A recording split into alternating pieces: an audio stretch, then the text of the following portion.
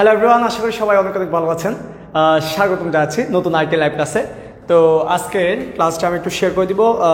আমরা ঠিক টাইমে শুরু করে ফেলেছি, আমাদের 7টা বাজে শুরু করার কথা ছিল। ওকে, আমি লাইভ ক্লাসটা একটু শেয়ার করে দিব, যারা যুক্ত হবে তারা একটু শেয়ার করে দিবা। আজকে হচ্ছে ক্লাস নাম্বার 2। ওকে, সবাই যারা যারা যুক্ত হবে তারা একটু তোমাদের যেসব গ্রুপ আছে গ্রুপগুলোতে একটু শেয়ার করে দিবা, যাতে করে আমাদের স্টুডেন্ট যারা আছে তারা জানতে পারে ভালো মতো। আমি জাস্ট একটু সময় নিব, সময়টা নিয়ে তোমাদের ক্লাসটা শুরু করে দিব।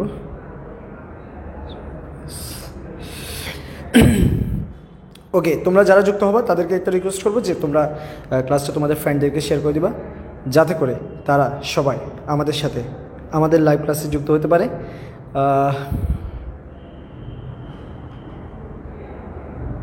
ওকে, আমি আমারগুলো শেয়ার করে দিয়েছি, তোমরা তোমাদেরগুলো শেয়ার করে দিবা। আমাদের সাথে 30 জনের মতো যুক্ত হয়ে গেছে। তো যারা যারা যুক্ত হবে সবাই একটু বন্ধুদের একটু শেয়ার করে জানা দিবা আর কি, ঠিক আছে? তো আজকের ক্লাসটা একটু ইম্পর্ট্যান্ট এবং এটা একটু লং হবে, কারণ হচ্ছে আজকের ক্লাসটা তোমাদের অনেক কাজে আসবে। আজকের ক্লাস থেকে তোমার পরীক্ষায় অনেকগুলো প্রশ্ন আসার সম্ভাবনা আছে কিন্তু, তো এই জন্য তোমরা ক্লাসটা একটু সবাই শেয়ার করে দিবা, ঠিক আছে? আচ্ছা, যারা আসবে আসুক, সমস্যা নেই। আমরা মূলত ক্লাসগুলো হচ্ছে রেকর্ড করার জন্য, তোমাদের জন্য ক্লাসগুলো বানাই। এখানে স্টুডেন্ট এখন একটু আগেই ক্লাস করে গিয়েছে প্রায় অনেকেই। তো আবার যে লাইভ ক্লাসে যুক্ত হবে এরকম কোনো কথা নেই। যুক্ত হইতে চাইলে হইতে পারে, যুক্ত হইতে না চাইলে পরে ক্লাসগুলো করে নিতে পারবে। আমি একটু ক্লিয়ার করে দিচ্ছি, আমাদের এইচএসসি 23 ব্যাচ যারা রয়েছে তাদের জন্য আমাদের দুইটা প্রোগ্রাম আছে। দুইটা প্রোগ্রাম বলতে আসলে আমাদের ব্যাচ আছে হচ্ছে দুইটা। আমি একটু ক্লিয়ার করে দিচ্ছি। অনেকেই আমাদেরকে মেসেজ করতেছে, গ্রুপে মেসেজ দিচ্ছে এবং বিভিন্ন জায়গা থেকে মেসেজগুলো আসতেছে। এইচএসসি 23-এর একটা সাইট হচ্ছে অনলাইন, আরটা হচ্ছে অফলাইন। তো এই যে অফলাইন যেটা আছে, অফলাইন ব্যাচ যেটা আছে, সেটার অলরেডি অনেকগুলো ক্লাস চলে গেছে। অলরেডি অনেকগুলো, প্রায় 2 সপ্তাহের রুটিন শেষ, 3 সপ্তাহের রুটিনের মধ্যে আমরা চলে গেছি। অফলাইনে যারা পড়বে তারা হচ্ছে 11,500 টাকা দিয়ে ভর্তি হতে পারবে, 11,500 টাকা। যদিও আমাদের সামনে 26শে মার্চ, সেক্ষেত্রে তোমাদের জন্য ডিসকাউন্টের ব্যবস্থা করে সম্ভবত এটা হচ্ছে তোমার 20% ডিসকাউন্ট দেবে। ওই ডিসকাউন্টে ভর্তি হতে পারবা। 11,500 থেকে 20% ডিসকাউন্ট পেয়ে 26শে মার্চ উপলক্ষে ভর্তি হতে পারবা এই মাসে। আর যারা অনলাইনে পড়বা তাদেরকে একটু বলি, অনলাইনে হচ্ছে আমাদের কোর্স ফি হচ্ছে 3,000 টাকা, 3,000 টাকা। এবং যারা হচ্ছে আমাদের এখন ভর্তি হচ্ছে, এই মাসের ভিতরে ভর্তি হবে, তারা হচ্ছে 2,500 টাকা দিয়ে ভর্তি হতে পারবে। 2,500 টাকা দিয়ে তুমি হচ্ছে এখানে হচ্ছে কমার্সের এবং হচ্ছে আর্টসের প্রায় অনেকগুলো বিষয় পড়তে পারবা। কমার্সের যেসব বিষয় পাবা সেখানে হচ্ছে Bangla, English, ICT, economics, accounting, finance.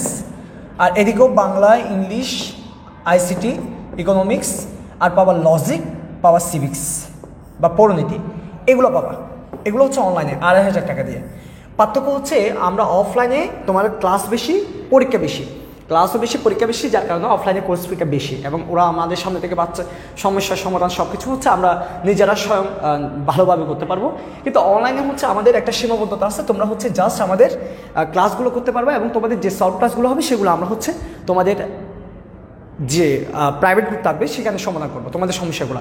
এবং হচ্ছে মাঝের মধ্যে প্রতি শুক্রবারে তোমাদের জুম ব্যাচের মাধ্যমে, আমরা জুম মিটিংয়ের মাধ্যমে তোমাদেরকে যে সমস্যাগুলো থাকবে সেগুলো সমাধান করবো। যারা হচ্ছে পেড বেস করতে হবে তারা অনলাইনে, এই হলো আমাদের বিষয়। তো আরও যদি বিস্তারিত জানতে চাও সেক্ষেত্রে আমি একটা নাম্বার দিয়ে দিচ্ছি, 019 14 12 16 88।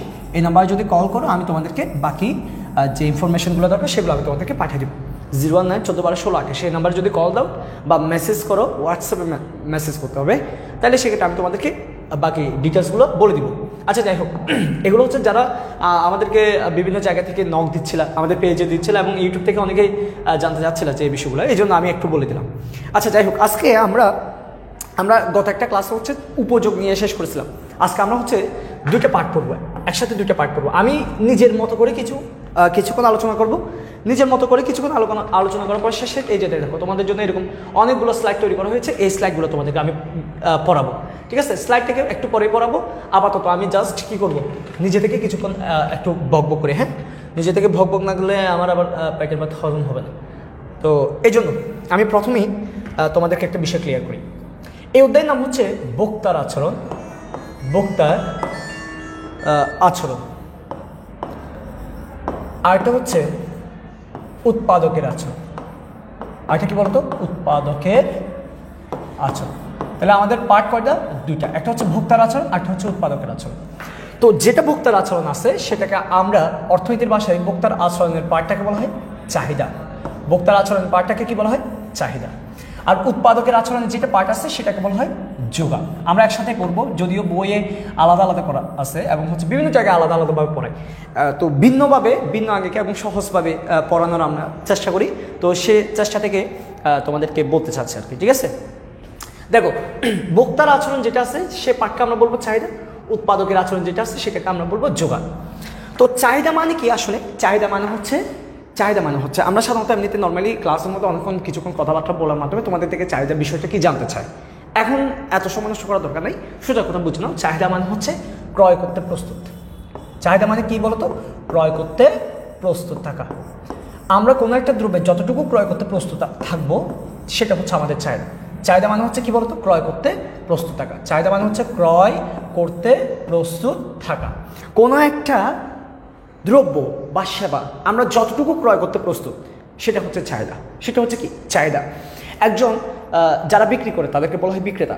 ওরা অনেকগুলো জিনিস আমাদের সামনে নিয়ে আসলো, ঠিক আছে, ওখান থেকে আমি যতটুকু কিনতে আমি প্রস্তুত সেটা হচ্ছে আমার চাহিদা। তুমি যতটুকু কিনতে প্রস্তুত সেটা তোমার চাহিদা। আরেকজন যতটুকু কিনতে প্রস্তুত সেটা হচ্ছে তার চাহিদা। এবার আমার তোমার সবার মিলে যেটা হয় সেটা হচ্ছে সামগ্রিক চাহিদা, ঠিক আছে। আমরা যতটুকু কিনতে প্রস্তুত সেটা হচ্ছে আমাদের চাহিদা। এখন শুধু যে ক্রয় করতে প্রস্তুত তাকে চাহিদা বলে এভাবে বললে হবে না। চাহিদাকে যখন সংজ্ঞায়িত করতে যাবো তখন আমাদেরকে চাহিদার 3টা শর্ত মেনটেন করতে হয়। চাহিদার কয়টা শর্ত মেনটেন করতে হবে? 3টা শর্ত। এই শর্তগুলো কি কি? একটা হচ্ছে কোনো দ্রব্য বা সেবা পাওয়ার আকাঙ্ক্ষা থাকতে হবে। কোনো দ্রব্য বা সেবা পাওয়ার কি থাকতে হবে? কোনো দ্রব্য বা সেবা পাওয়ার আকাঙ্ক্ষা থাকতে হবে। এরপর হচ্ছে সে দ্রব্য বা সেবা পাওয়ার আর্থিক সামর্থ্য থাকতে হবে। আর্থিক কি থাকতে হবে? সামর্থ্য থাকতে হবে।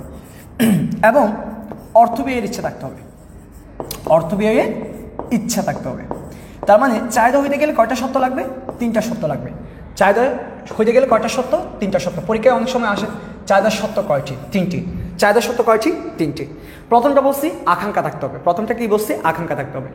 এরপর বলছি আর্থিক সামর্থ্য থাকতে হবে। এরপর বলছি অর্থ ব্যয়ের ইচ্ছা থাকতে হবে। তার মানে 3টা শর্ত যখন আমি মেনটেন করতে পারবো, আমার যখন কোনো কিছু পাওয়ার আকাঙ্ক্ষা থাকবে, আর্থিক সামর্থ্য থাকবে এবং অর্থ ব্যয়ের ইচ্ছা থাকবে, 3টা যখন থাকবে তখন সেটাকে আমরা চাহিদা বলবো। এখন কোনো ব্যক্তি যদি চিন্তা করে, মনে করে একজন যারা ভিক্ষুক তারা হচ্ছে ভিক্ষুক। একজন ভিক্ষুক চিন্তা করলো, ক্লাসও তোমাদেরকে এই উদাহরণটা বলেছি যে একজন ভিক্ষুক যদি চিন্তা করে তার একটা এখন যেহেতু বেশি গরম পড়তেছে, তার একটা হচ্ছে এয়ার কন্ডিশনার কার থাকলে বা একটা কার থাকলে, এয়ার কন্ডিশন থাকতে হবে বলে কোনো কথা না, একটা কার থাকলে সে কারে করে বাসে কষ্ট করে না গিয়ে কারে করে গিয়ে ভিক্ষাটা করে আসবে। এখন তোমরা বলতে পারো স্যার কারে করে গেলে কি ওকে ভিক্ষা দিব? আমরা ভিক্ষা দিব না, ঠিক আছে, ও কারটা পার্কিংয়ে রেখে গিয়ে তারপর তোমার হচ্ছে ভিখারির যে ড্রেস আপ সেটা করে নিয়ে যেতে পারে। এটা হচ্ছে প্রফেশনাল ভিখারি, ওদের কথা বলতেছি না।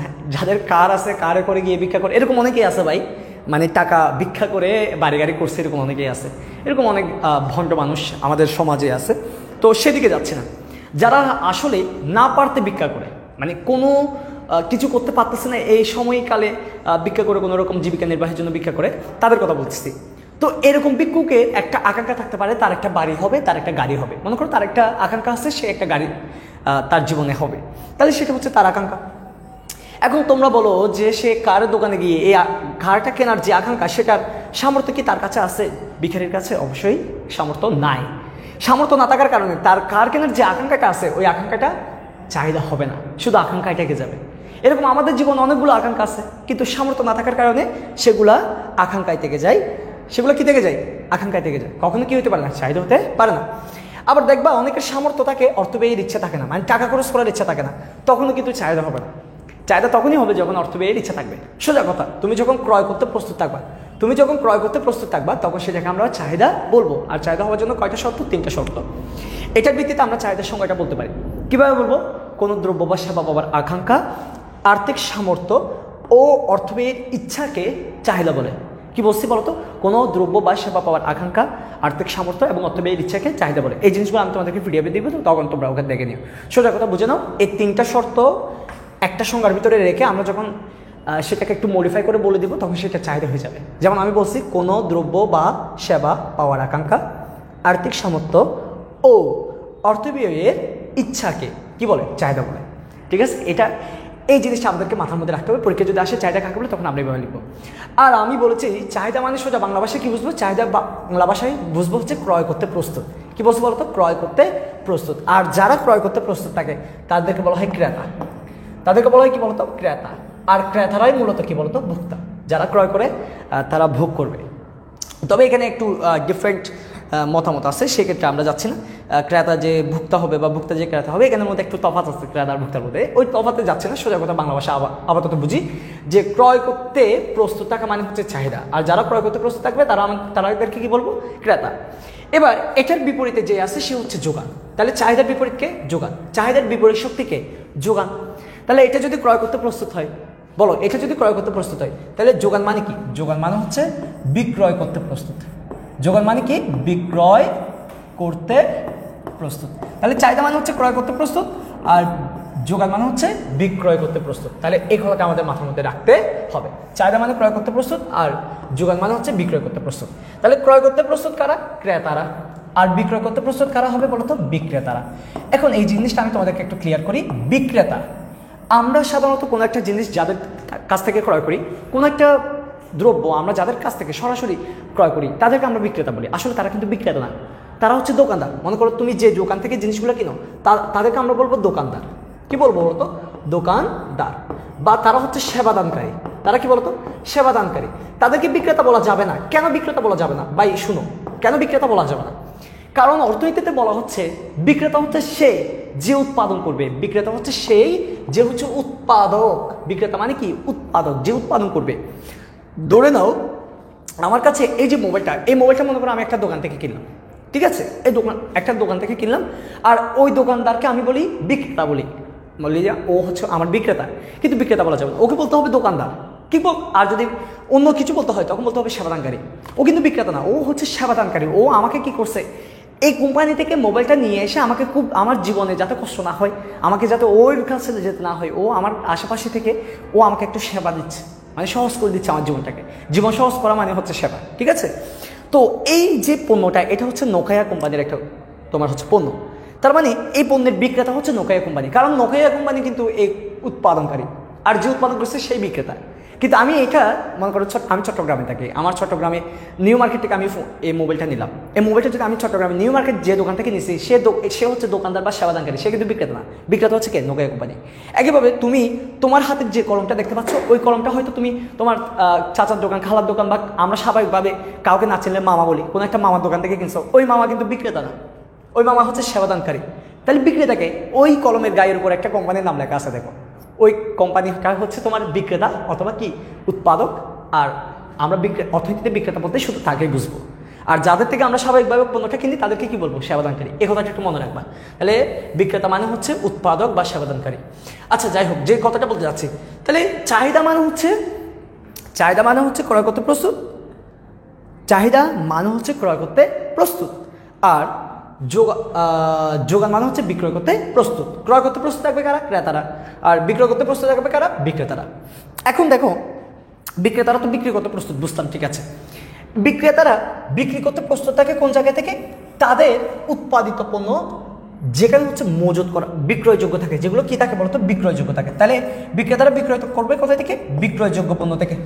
বিক্রেতারা বিক্রয় করবে কোথায় থেকে? বিক্রয়যোগ্য পণ্য থেকে, বিক্রয়যোগ্য পরিমাণ থেকে। বিক্রয়যোগ্য পরিমাণ মানে কি? আমি একটু বুঝাচ্ছি, একটু বোঝার চেষ্টা করো।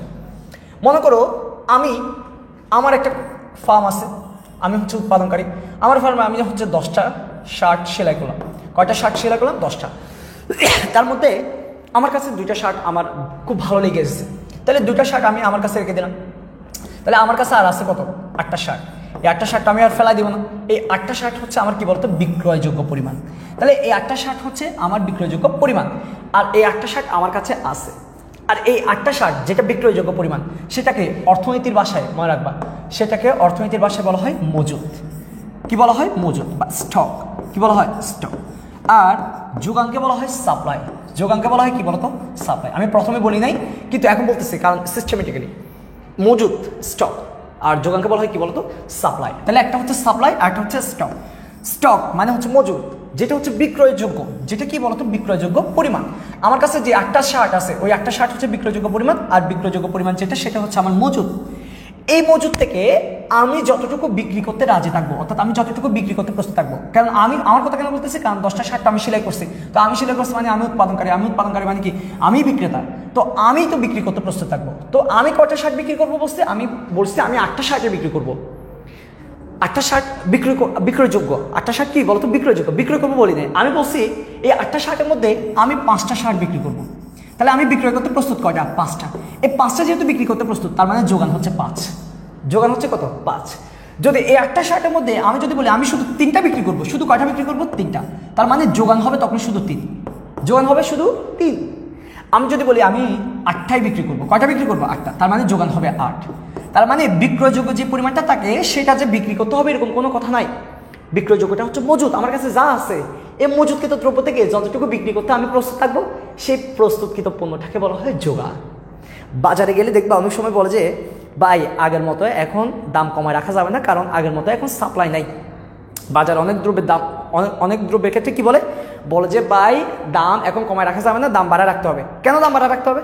বলে কি আগের মতো সাপ্লাই নাই। স্টক নাই বলে না, কিন্তু কি বলে যে ভাই তো সাপ্লাই নাই। সাপ্লাই নাই মানে কি? বিক্রেতারা বিক্রি করতে রাজি না। জিনিস আছে, মজুদ আছে, গুদাম করে জায়গায় রেখে দেওয়া হয়েছে, কিন্তু সে কি নয়? বিক্রি করতে প্রস্তুত নয়। আর বিক্রি করতে প্রস্তুত নয় মানে কি? যোগান নাই। বুঝতে পেরেছো? তাহলে বাজারে সাপ্লাই নাই মানে যোগান নাই বলছে। সাপ্লাই নাই মানে হচ্ছে কি? যোগান নাই বলছে। কিন্তু বাজারে কি আছে বলতো? মজুদ আছে, মানে স্টক করা আছে। বলে যে মাল স্টক করা আছে, বাট কি নাই? সাপ্লাই নাই। স্টকের কথাটা বলে না কেন? কারণ স্টকের কথা বলে তো মানুষ মারি দড়ি লই আসবে ভাই, তো এই জন্য স্টকের কথা বলে না। বলে যে ভাই বাজার আগের মতো সাপ্লাই নেই, মানে বিক্রি করতে রাজি না বিক্রেতারা। কেন? কারণ ওরা চুপ মারি বসে থাকে। কেন চুপ মেরে বসে থাকে? কারণ যখন দ্রব্যের দাম বাড়বে তখন তারা বিক্রি করবে, এখন তারা বিক্রি করতে রাজি না। কারণ ওরা বসে আছে কেন? বাজারে যখন সাপ্লাই বন্ধ হয়ে যাবে তখন যোগানটা কমে যাবে, আর চাহিদা তো বেড়ে যাবে। চাহিদা বাড়লে মানুষ তো তোমার হচ্ছে দ্রব্যের জন্য হাহুতাশ করবে। এখন দ্রব্যের যখন হাহুতাশ করবে তখন বিক্রেতারা দাম বাড়ায় দিয়ে সুন্দর করে বিক্রি করতে প্রস্তুত থাকবে। তার মানে আমার কাছে বিক্রয়যোগ্য থাকলে যে যোগান তা না, বিক্রয়যোগ্য পণ্য থেকে যেটা বিক্রি করতে প্রস্তুত সেটা হচ্ছে যোগান। এই জিনিসটা একটু পার্থক্য বুঝবা। পরীক্ষা অনেক সময় আসে মজুদ ও যোগান এক নয়, ব্যাখ্যা করো। পরীক্ষা অনেক সময় আসে কি বলতো? মজুদ ও যোগান এক নয়, ব্যাখ্যা করো। এই কথাটা আসে পরীক্ষায়। আচ্ছা, আমরা তাহলে এতটুকু বলতে পারবো ইনশাল্লাহ। তাহলে আমি তোমাকে এবার এতক্ষণ যে আলোচনা করছি, প্রায় কয়েক মিনিটের মতো আলোচনা করে ফেলছি, এই আলোচনা থেকে আমি তোমাকে শুধু একটা কথা বলবো। এই আলোচনা থেকে শুধু একটা কথা বলবো, তুমি শুধু একটা কথা মনে রাখো, চাহিদা মানে হচ্ছে ক্রয় করতে প্রস্তুত, চাহিদা মানে ক্রয় করতে প্রস্তুত, আর যোগান মানে হচ্ছে বিক্রয় করতে প্রস্তুত। আমি এখানে একটা কথা বলে দিই যে তোমাদেরকে আমি তো স্লাইড দিব, বুঝছো? স্লাইডের মধ্যে যতগুলো কথা লেখা থাকবে একটা কথাও বাদ দেবে না, প্রত্যেকটা কথা মুখস্থ করবা। এই যে ক্রয় করতে, কোনো দ্রব্যে যে পরিমাণ ক্রয় করতে প্রস্তুত থাকে তাকে চাহিদা বলে, এই কথাটা কিন্তু একজন অর্থনীতিবিদ বলছে, সে হচ্ছে বেনহাম। এগুলো মুখস্থ রাখতে হয়। অনেকে বলে যে অর্থনীতিবিদের কথাগুলো মুখস্থ রাখার দরকার নাই, আসলে সে মুখস্থ রাখতে পারে না, এই জন্য বলে এগুলো মুখস্থ রাখতে হয়, কারণ এগুলোই বলতে স্মার্টনেসটা থাকে। আমি অনেক বড় বড় ভাই দেখছি যে বলে যে ভাই এগুলো মুখস্থ করে কি লাভ, আজকে মুখস্থ করছো কালকে বলে যাবো। ভাই এমসিকিউ একটাতে দুম করে আটকে দেবে তোমাকে, যে কোনো দ্রব্যের ক্রয় করতে প্রস্তুত টাকা, এটাকে চাহিদা বলে। এটা কে কথাটা কে বলছে? এই কথাটা কে বলছে? এরকম দুম করে একটা দিয়ে বলবে যে এটা পারো নাই, তার মানে এটা বাদ পড়ে গেছে। এমসিকিউতে নাম্বার পাইলে এটা যে কত বড় প্লাস পয়েন্ট তুমি নিজেও কল্পনা করতে পারবে না। এমসিকিউ একটা বল মানে 1 নাম্বার বাদ চলে যাচ্ছে। সৃজনশীলে যতই লিখো ভাই, স্যারের চাইলে একটু নাম্বার কমায় রাখতে পারবে, কিন্তু এমসিকিউতে প্রত্যেকটা হচ্ছে গোট নাম্বার। আমরা ছোটোবেলায় আমাদেরকে বলতো যে গোট নাম্বার পাইতে হবে। গোট মানে কি? একদম পারফেক্ট নাম্বার পাওয়া হচ্ছে কোথায়? এমসিকিউতে। দাগাবা ঠিকঠাক নাম্বার পেয়ে যাবে, এই জন্য এমসিকিউ ভুল করা যাবে না। এমসিকিউ কিন্তু র্যাঙ্কিং বাড়াতে অনেক সহযোগিতা করে।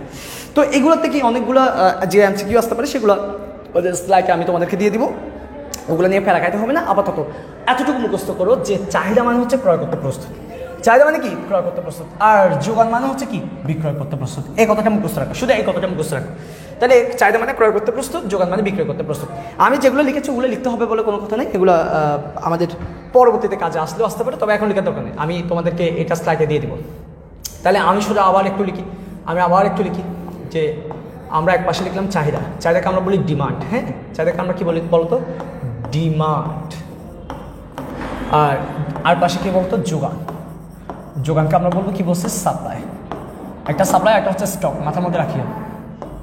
তাহলে দেখো চাহিদা মানে যোগান, আর যোগান মানে হচ্ছে সাপ্লাই। চাহিদা মানে কি মনে রাখতে বলছি? চাহিদা মানে মনে রাখতে বলছি হচ্ছে ক্রয় করতে প্রস্তুত। চাহিদা মানে কি? ক্রয় করতে প্রস্তুত। আর যোগান মানে কি মনে রাখতে বলছি? বিক্রয় করতে প্রস্তুত। বিক্রয় করতে প্রস্তুত, এই কথাটা মনে রাখতে হবে শুধু। তাহলে এখন দেখো আমরা যখন পোশাক কিনতে যাই, কি কিনতে যাই? পোশাক কিনতে যাই, তখন আমরা একসাথে দেখবা 4-5টি পোশাক কিনি। যখন পোশাক কিনতে যাব কোনো একটা অনুষ্ঠানের ক্ষেত্রে বা এমনিতে নর্মালি যখন পোশাক কিনি, কাপড় চোপড় কিনি, তখন সেক্ষেত্রে আমরা দেখি 4-5টা একসাথে পোশাক আমরা ক্রয় করি। কিন্তু একটা জিনিস কি দেখবা, যখন হচ্ছে ইলেকট্রনিক কোনো ডিভাইস কিনতে যাবো, মনে করো ল্যাপটপ কিনতে পারি, মোবাইল কিনতে পারি, কম্পিউটার কিনতে পারি, এরকম যদি কোনো একটা আমরা ইলেকট্রনিক কোনো একটা ডিভাইস কিনতে যাবো, সেক্ষেত্রে কিন্তু আমরা 4-5টা একসাথে কিনি না, আমরা শুধু একটা কিনি। তাহলে আমি তোমাদেরকে একটা বেসিক পার্থক্য বলতেছি। তুমি মনে করো মোবাইল কিনতেছো, মোবাইল কিনতে যাচ্ছ, কিন্তু মোবাইল কিনতেছো একটা। আর যখন কাপড় কিনতেছো, তখন কাপড় কিনতেছো মনে করো 5টা। তাহলে এই যে কাপড় কিনতেছো 5টা, মানে তুমি ক্রয় করতে প্রস্তুত। তুমি কি বলো তো? ক্রয় করতে প্রস্তুত। ক্রয় করতে প্রস্তুত। কাপড় কয়টা? 5টা। কিন্তু মোবাইল কয়টা? একটা। এটা 5টা কিনতেছো, কিন্তু এটা 5টা কিনতেছো না কেন? তার প্রধান কারণ হচ্ছে দাম। তার প্রধান কারণ কি বলতো? দাম। কারণ একটা মোবাইলের দাম দিয়ে তুমি 10-12টা পোশাক কিনতে পারবা। একটা মোবাইলের দাম দিয়ে 10-12টা পোশাক কিনতে পারবা। একটা মোবাইলের দাম দিয়ে 10-12টা কি কেনা যাবে? ভালো মানের পোশাক কেনা যাবে। তো এই কারণে দেখো এটা কিনতেছো একটা, কিন্তু এটা কিনতেছো তোমার হচ্ছে 5টা। তার মানে তোমার একটা জিনিস কতটুকু ক্রয় করতে প্রস্তুত থাকবা, অর্থাৎ ক্রয় করতে প্রস্তুত না বলে, এত বড় কথা না বলে আমরা শুধু চাহিদা বলি, কিন্তু মনে মনে রাখবা চাহিদা মানে হচ্ছে ক্রয় করতে প্রস্তুত। তাহলে আমার কাপড়ের চাহিদা কয়টা, মোবাইলের চাহিদা কয়টা, অন্য দ্রব্যের চাহিদা কয়টা, অন্য দ্রব্যের চাহিদা কয়টা, অন্য দ্রব্যের চাহিদা কয়টা, সেটা ডিপেন্ড করবে কার উপর? দামের উপর। এবার যখন আমি কাপড় কিনতে যাচ্ছি, তখন আমি কি ব্র্যান্ড কাপড় কিনবো, নাকি কোনো হকার থেকে মার্কেট থেকে কিনে ফেলবো? মোবাইল যখন কিনবো, তখন কি আইফোন কিনবো, নাকি হচ্ছে স্যামসাংয়ের কিনবো, নাকি ওয়ালটনের কিনবো? কোনটা কিনবো? সেটা ডিপেন্ড করতেছে আমার ইনকামের উপর। কিসের উপর বলতো? ইনকামের উপর। অর্থাৎ আমি কোন ব্র্যান্ডের ইউজ করবো সেটা ডিপেন্ড করতেছে আমার আয়ের উপর। কিসের উপর? আয়ের উপর। এছাড়াও আরও অনেকগুলো বিষয় আছে যেগুলো হচ্ছে তুমি এই যে তোমার চাহিদাকে এরা প্রভাবিত করতেছে। দাম কিন্তু তোমার চাহিদাকে প্রভাবিত করতেছে, আয় কিন্তু তোমার চাহিদাকে প্রভাবিত করতেছে। এরকম আরও অনেকগুলো জিনিস আছে যারা কাকে প্রভাবিত করে? চাহিদাকে প্রভাবিত করে। যেসব জিনিসের দাম কম সেই সব জিনিসে দেখবা ক্রেতার সংখ্যা বেশি। কি বলছে বলতো? ক্রেতার সংখ্যা বেশি। যখন একটা জিনিসের ক্রেতার সংখ্যা বেশি হয়ে যাবে, ওই জিনিসের চাহিদা বেশি হয়ে যাবে। ওই জিনিসের চাহিদা কি হয়ে যাবে? বেশি হয়ে যাবে।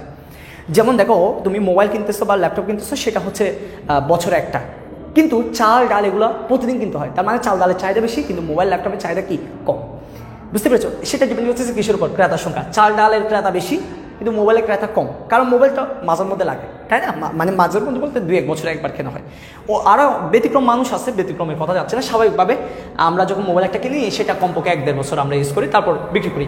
এই যে দেখো, তাহলে আমাদের চাহিদাটা দাম, আয়, ক্রেতার সংখ্যা, এরকম ইত্যাদি ইত্যাদি আরও বিষয়ের উপর নির্ভর করে। আমরা কয়টা বিষয়ের উপর নির্ভর করে সেটা স্পেসিফিকভাবে বলতে যাচ্ছি না, বা এটা স্পেসিফিকভাবে বলাও যায় না, কিন্তু আমরা আপাতত বোঝার জন্য আমরা 4-5টা হাতে নিই, আমরা কয়েকটা বিষয় হাতে নিই। যেমন আমি একটা বলছি দাম, আমার চাহিদা কার উপর নির্ভরশীল? দামের উপর।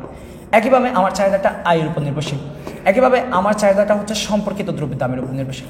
কিসের উপর নির্ভরশীল? সম্পর্কিত দ্রব্যের দামের উপর নির্ভরশীল। আমার চাহিদাটা সম্পর্কিত দ্রব্যের দামের উপর নির্ভরশীল। আমার চাহিদাটা হচ্ছে তোমার ক্রেতার সংখ্যার উপর নির্ভরশীল। কিসের উপর নির্ভরশীল? ক্রেতার সংখ্যার উপর নির্ভরশীল।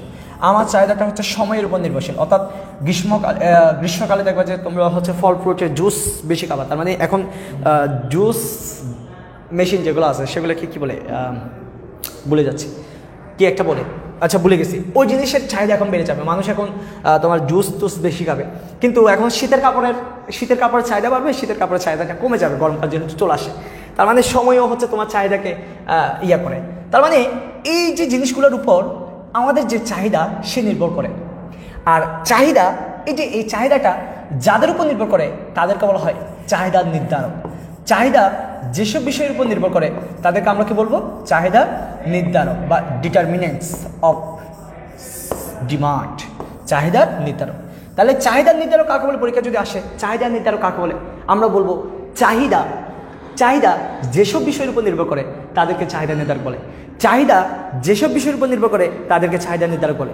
চাহিদা যেসব বিষয়ের উপর নির্ভর করে তাদেরকে চাহিদা নির্ধারক বলে। এখানে একটা জিনিস আমি তোমাদেরকে একটু ক্লিয়ার করি, এই জিনিসটা অনেকেই একটু বিভ্রান্তকর অবস্থায় পড়ে যায়। সম্পর্কিত দ্রব্যের দাম কীভাবে চাহিদাকে প্রভাবিত করে, এই জিনিসটা থেকে অনেকবার অনুধাবনমূলক প্রশ্ন আসে। কি প্রশ্ন আসে বলতো? অনুধাবন প্রশ্ন। এই অনুধাবন প্রশ্নটা সলভ করার জন্য তোমাকে একটু ভালো মতো বুঝতে হবে সম্পর্কিত দ্রব্যের দাম কীভাবে চাহিদাকে প্রভাবিত করে। মনে রাখবা সম্পর্কিত দ্রব্য দুই ধরনের। আরও একটা দ্রব্য আছে এটা সম্পর্কহীন, সেটা আমরা সম্পর্কিত দ্রব্যের মধ্যে আনতেছি না যেহেতু এটা সম্পর্কহীন। আমরা বোঝার জন্য বলি সম্পর্কিত দ্রব্য প্রধানত দুই প্রকার। কয় প্রকার? প্রধানত হচ্ছে দুই প্রকার। একটা হচ্ছে পরিপূরক দ্রব্য। কি দ্রব্য বলতো? পরিপূরক দ্রব্য। আরেকটা হচ্ছে পরিবর্তক। কি বলছে বলতো? পরিবর্তক বা বিকল্প। পরিবর্তক বা বিকল্প, এই কথাগুলো মনে রাখবা ভাই। এই কথাগুলো মনে না রাখলে এখানে আস্তে আস্তে পড়াচ্ছি, একদম স্লোলি পড়াচ্ছি, এই কথাগুলো মনে রাখার জন্য জাস্ট। তাহলে একটা দ্রব্য হচ্ছে পরিপূরক দ্রব্য। আমার লেখাটা আসলে সুন্দর কিন্তু আমি কেন যে মিস্টেক করলে কি আমি নিজেও জানি না। যদিও হচ্ছে এটা ডিজিটাল একটা ডিভাইস, এটা আমরা অত বেশি অভ্যস্ত না, গত 1 বছর ধরে ইউজ করতেছে হালকা পাতলা, কিন্তু লেখা তো সুন্দর হবার কথা, তাই না? অনেকে বলবে স্যারে শুধু নিজের নাম করে। ভাই আমি আমার ঢোল আমি নিজে বাজাই, কারণ আমি তোমাদেরকে বলছি যখন আমরা কখনো একটা বিয়ের প্রোগ্রাম বা তোমার গেট টুগেদার প্রোগ্রামে কোথাও থেকে ডোল ভাড়া করে নিয়ে আসি, তখন ডোলটা এমনভাবে বাজায়, দুপুর দুপুর দুপুর দুপ বাজায়। কার ডোল কে জানে, ফাটলে ফাটুক না, আমার কি যায় আসে, এরকম করে বাজায়। তো আমার ডোল যদি আমি তোমাকে বাজাইতে দিই, তুমি ভাই এমন ফাটা দিবে, আমি আর ঘর থেকে বের হতে পারবো না। ওই জন্য আমার ডোল আমি নিজে বাজাই, এই জন্য মাইন্ড করলে কিছু করার নাই আসলে। যাই বলতেছিলাম, সম্পর্কিত দ্রব্য রিলেটেড গুডস যেগুলো আছে সেটা দুই প্রকার, একটা পরিপূরক, একটা পরিবর্তন। ঠিক আছে, একটা হচ্ছে কমপ্লিমেন্টারি গুডস, একটা হচ্ছে সাবসিডিয়ারি গুডস। তো পরিপূরক দ্রব্য মানে কারা? যেমন তুমি যদি ভাল্ব জ্বালাতে যাও, কি জ্বালাতে চাও? ভাল্ব জ্বালাতে চাও, তোমার কি লাগবে বলো তো? বিদ্যুৎ লাগবে। তুমি যদি ফ্যান চালাতে চাও, তোমার কি লাগবে? তাও বিদ্যুৎ লাগবে। তোমার বিন্দু কেন হয়ে যাচ্ছে? বিদ্যুৎ লাগবে। আবার তুমি যদি গাড়ি চালাতে যাও, তোমার হচ্ছে জ্বালানি তেল লাগবে। কি লাগবে বলো তো? জ্বালানি তেল। অর্থাৎ জ্বালানি তেল সেটা পেট্রোল হতে পারে, ডিজেল হতে পারে, অন্য কিছু হতে পারে। হ্যাঁ, তাহলে দেখো ভাল্ব জ্বালাতে গেলে বিদ্যুৎ লাগবে, ফ্যান চালাতে গেলে বিদ্যুৎ লাগবে, গাড়ি চালাতে গেলে জ্বালানি তেল লাগবে। তাহলে এই দ্রব্যগুলো ব্যবহার করার জন্য, এখানে একটু খেয়াল করো, এই দ্রব্যগুলো ব্যবহার করার জন্য এই দ্রব্যের সহযোগিতা অবশ্যই লাগবে। তাহলে একটা দ্রব্যের উপযোগ পাওয়ার জন্য, উপযোগ মানে কি? এই দ্রব্যটা আমাদের ব্যবহারের জন্য যখন অন্য দ্রব্যের সহযোগিতা লাগে, তখন দ্রব্য দুটি কি পরস্পর দ্রব্য দুটিকে পরিপূরক দ্রব্য বলে। কি দ্রব্য বলে? পরিপূরক দ্রব্য বলে। একটার জন্য যদি অন্য একটা সহযোগিতা লাগে তখন সেটা হচ্ছে পরিপূরক দ্রব্য। আবার দেখো, আমি যদি ভাল্ব ইউজ না করি, আমি চাইলে ভাল্ব ইউজ না করে মোমবাতি ইউজ করতে পারি। কি ইউজ করতে পারি? মোমবাতি। আমি যদি গাড়ি ইউজ না করি, গাড়ি অর্থাৎ জ্বালানি তেলে গাড়ি ইউজ না করে, আমি তখন সাইকেল ইউজ করতে পারবো বা রিক্সা ইউজ করতে পারি, যদিও সময় সাপেক্ষ কিন্তু ইউজ করা যাবে। ফ্যান ইউজ না করে, বাবা ফ্যান ইউজ না করে হাত পাকা ইউজ করা যাবে, হাত পাকা। তো তোমরা সবাই অনেকেই কলেজে বা অন্যান্য জায়গায় সবসময় চা, চিনি, চা, কফি এগুলো দিয়ে পড়তে বসতো। এই চা, চিনি, চা, কফি এগুলো দিয়ে পড়তে বসতো। তো একটু ভিন্নভাবে পড়ানোর চেষ্টা করতেছে আর কি। তো ভিন্নভাবে তুমি এরকম নিজে আরও কয়েকটা তৈরি করার চেষ্টা করো। চা, কফি আর চা, চিনির মধ্যে সীমাবদ্ধ না থেকে একটু বাইরে আসার চেষ্টা করো। সবাই চেষ্টা করা উচিত বাইরে এসে একটু ভিন্নভাবে চিন্তা করি। পরীক্ষা কিন্তু এগুলো থেকে আসে, চা, চিনি আর চা, কফি থেকে খুব কমই আসে। হ্যাঁ, তাহলে দেখো, ভাল্ব না চালাই মোমবাতি ইউজ করা যায়, গাড়ি না চালাই সাইকেল ইউজ করা যায়, ফ্যান না চালাই হাত পাকা ইউজ করা যায়। তাহলে একটা দ্রব্যের পরিবর্তে যখন অন্য একটা দ্রব্য ইউজ করা যাবে, তখন সেগুলোকে বলা হয় পরস্পর হচ্ছে পরিবর্তক বা বিকল্প দ্রব্য। একটা বাদ দিয়ে অন্য একটা ইউজ করা যাবে, তখন সেটা পরস্পর হচ্ছে পরিবর্তক দ্রব্য। এখন কি বলতে যাচ্ছি দেখো, যদি বিদ্যুতের দাম বেড়ে যায়, যদি বিদ্যুতের কি বেড়ে যায়? দাম বেড়ে যায়, তখন মানুষ কিন্তু ভাল্ব কম চালাবে। ভাল্ব কম চালালে বাল্বের চাহিদাটা কমে যাবে। বিদ্যুতের যদি দাম বেড়ে যায়, মানুষ ফ্যান কম চালাবে, ফ্যান কম চালালে চাহিদা কমে যাবে।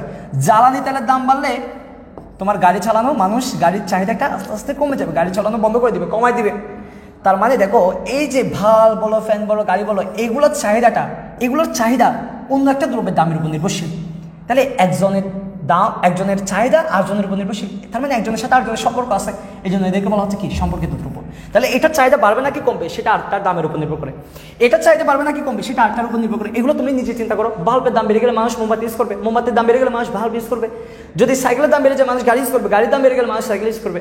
আবার হাত পাকার দাম বেড়ে গেলে মানুষ ফ্যান ইউজ করবে, ফ্যান দাম বেড়ে গেলে মানুষ হাত পাকা ইউজ করবে। এই যে চাহিদা বাড়া বা কমা সেটা যখন অন্য একটা দ্রব্যের সাথে সম্পর্ক, তখন সেটাকে বলা হচ্ছে সম্পর্কিত দ্রব্য। তার মানে আমাদের চাহিদাটাও কিন্তু সম্পর্কিত দ্রব্যের উপর নির্ভরশীল। তো পরীক্ষা আসে জ্বালানির দাম বৃদ্ধি পেলে, জ্বালানি তেলের দাম বৃদ্ধি পেলে গাড়ির চাহিদার কিরূপ পরিবর্তন হবে ব্যাখ্যা করো, মানে এগুলো থেকে আসে আর কি। ঠিক আছে, ওগুলো একটু তোমাদের চুদুরবুদুর করে লিখতে হবে। চুদুরবুদুর বলতে আসলে ভালোভাবে সুন্দরভাবে লিখতে হবে, হ্যাঁ, চাপাবাজি করলে হবে না, এখানে উল্টাপাল্টা লিখলে হবে না, একটু বুঝিয়ে বলতে হবে।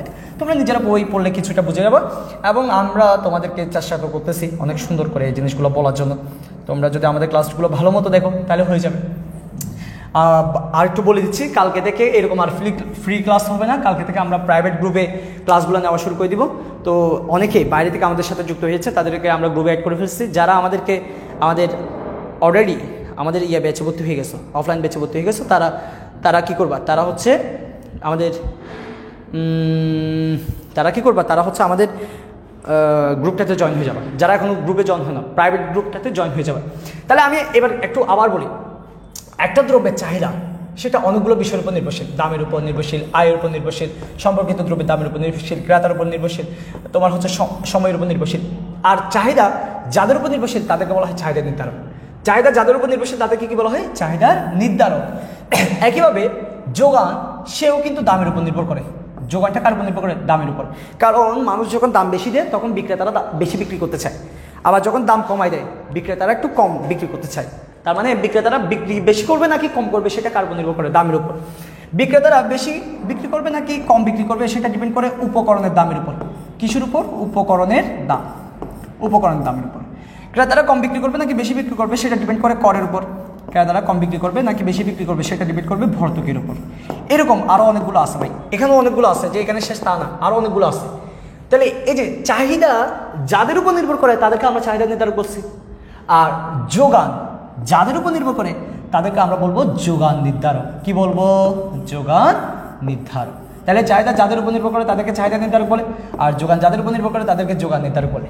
চাহিদা যাদের উপর নির্ভর করে তাদেরকে চাহিদা নির্ধারক বলে, যোগান যাদের উপর নির্ভর করে তাদেরকে যোগান নির্ধারক বলে। তো উপকরণের দাম কীভাবে যোগানকে প্রভাবিত করে, উপকরণের দাম কীভাবে যোগানকে প্রভাবিত করে? কোনো একটা উপকরণের দাম বেড়ে গেলে, কোনো একটা দ্রব্যের, মনে করো আমরা কলম যেটা ইউজ করতেছি, সেই কলমটা তৈরি করার জন্য কী কী উপকরণ লাগবে, কালি লাগবে, প্লাস্টিক লাগবে, আরও শ্রমিক লাগবে, হ্যাঁ, হাবিজাবি লাগবে।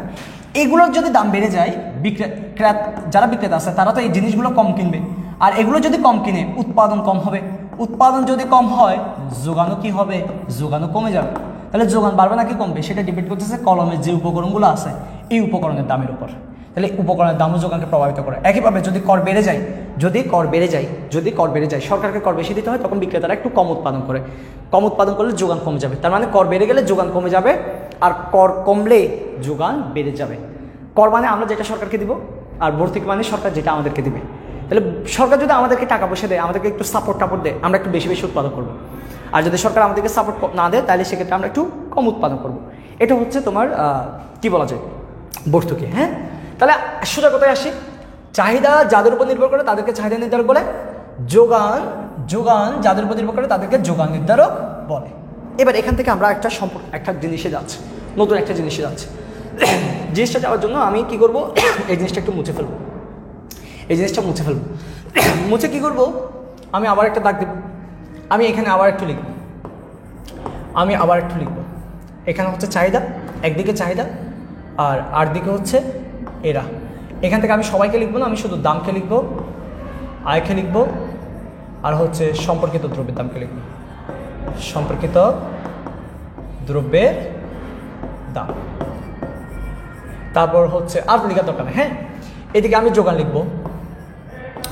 লিখবো, আর এদিকে হচ্ছে আমি লিখবো হচ্ছে দাম, তারপর লিখবো কর, লিখবো ভর্তুকি, লিখবো উপকরণের দাম। এই হাবিজাবিগুলো লিখতে আসছে আর কি, ঠিক আছে, উপকরণের দাম। এখন আমি যদি তোমাদেরকে জিজ্ঞেস করি এরা কারা, দাম, আয়, সম্পর্কিত দ্রব্যের দাম, এরা কারা? বা দাম, কর, ভর্তুকি, উপকরণের দাম, এরা কারা? এগুলো কি তুমি ইয়াতে দিছো? ফার্স্ট ইয়ারে দিছো? ফার্স্ট ইয়ারে? দিও নাই, আমি একটা আচ্ছা আমাকে একটু দাও, তাদের দাও, একটু জানাও তো দেখি, তোমরা যারা ক্লাস করতেছো তারা একটু জানো।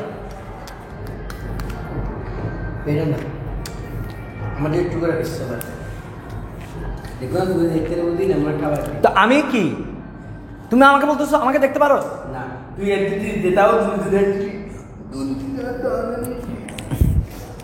আমাকে বলতেছে আমি বলে খাওয়াই না, আমার থেকে খাই গাই। এরা কারা বলো? দাম, আয় সম্পর্কিত দ্রব্যের দাম। আমরা পরস্পর, আমরা এখানে প্রত্যেকটা স্যার পরস্পরকে অসংখ্য ভালোবাসি। এবং দেখতে পাচ্ছ উনি খাচ্ছিল, আমার জন্য নিয়ে আসে। তোমরা এরকম মাঝে মধ্যে আমাদের জন্য নিয়ে আসতে পারো। তাই আমি জানি না তোমরা দেখতেছো কিনা, আমি তারপর বলে দিচ্ছি।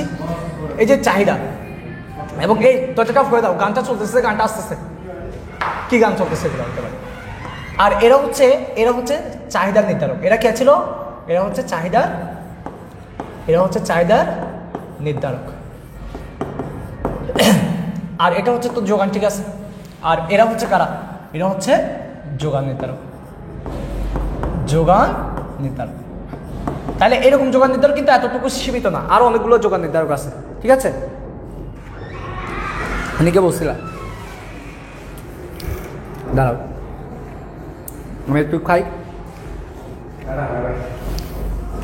কি এটা আইস কম হয়েছে।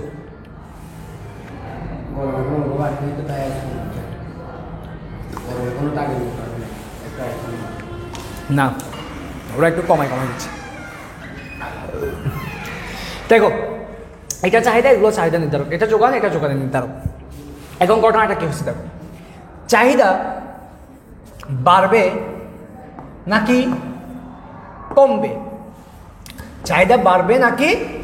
কমবে?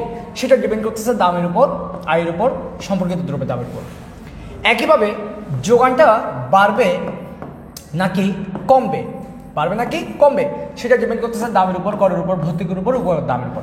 তার মানে হচ্ছে চাহিদা বাড়া কমা ডিপেন্ড করে হচ্ছে চাহিদা নির্ধারকের উপর, যোগান বাড়া কমা নির্ভর করে যোগান নির্ধারকের উপর, চাহিদা বাড়া কমা নির্ভর করে চাহিদা নির্ধারকের উপর, যোগান বাড়া কমা নির্ভর করে যোগান নির্ধারকের উপর। তার মানে হচ্ছে চাহিদা বাড়বে নাকি কমবে সেটা ডিপেন্ড করতেছে কার উপর? নির্ধারকের উপর। তার মানে ওদের দুজনের মধ্যে একটা নির্ভরশীলতার সম্পর্ক আছে। কি আছে বলতো? একটা নির্ভরশীলতার সম্পর্ক।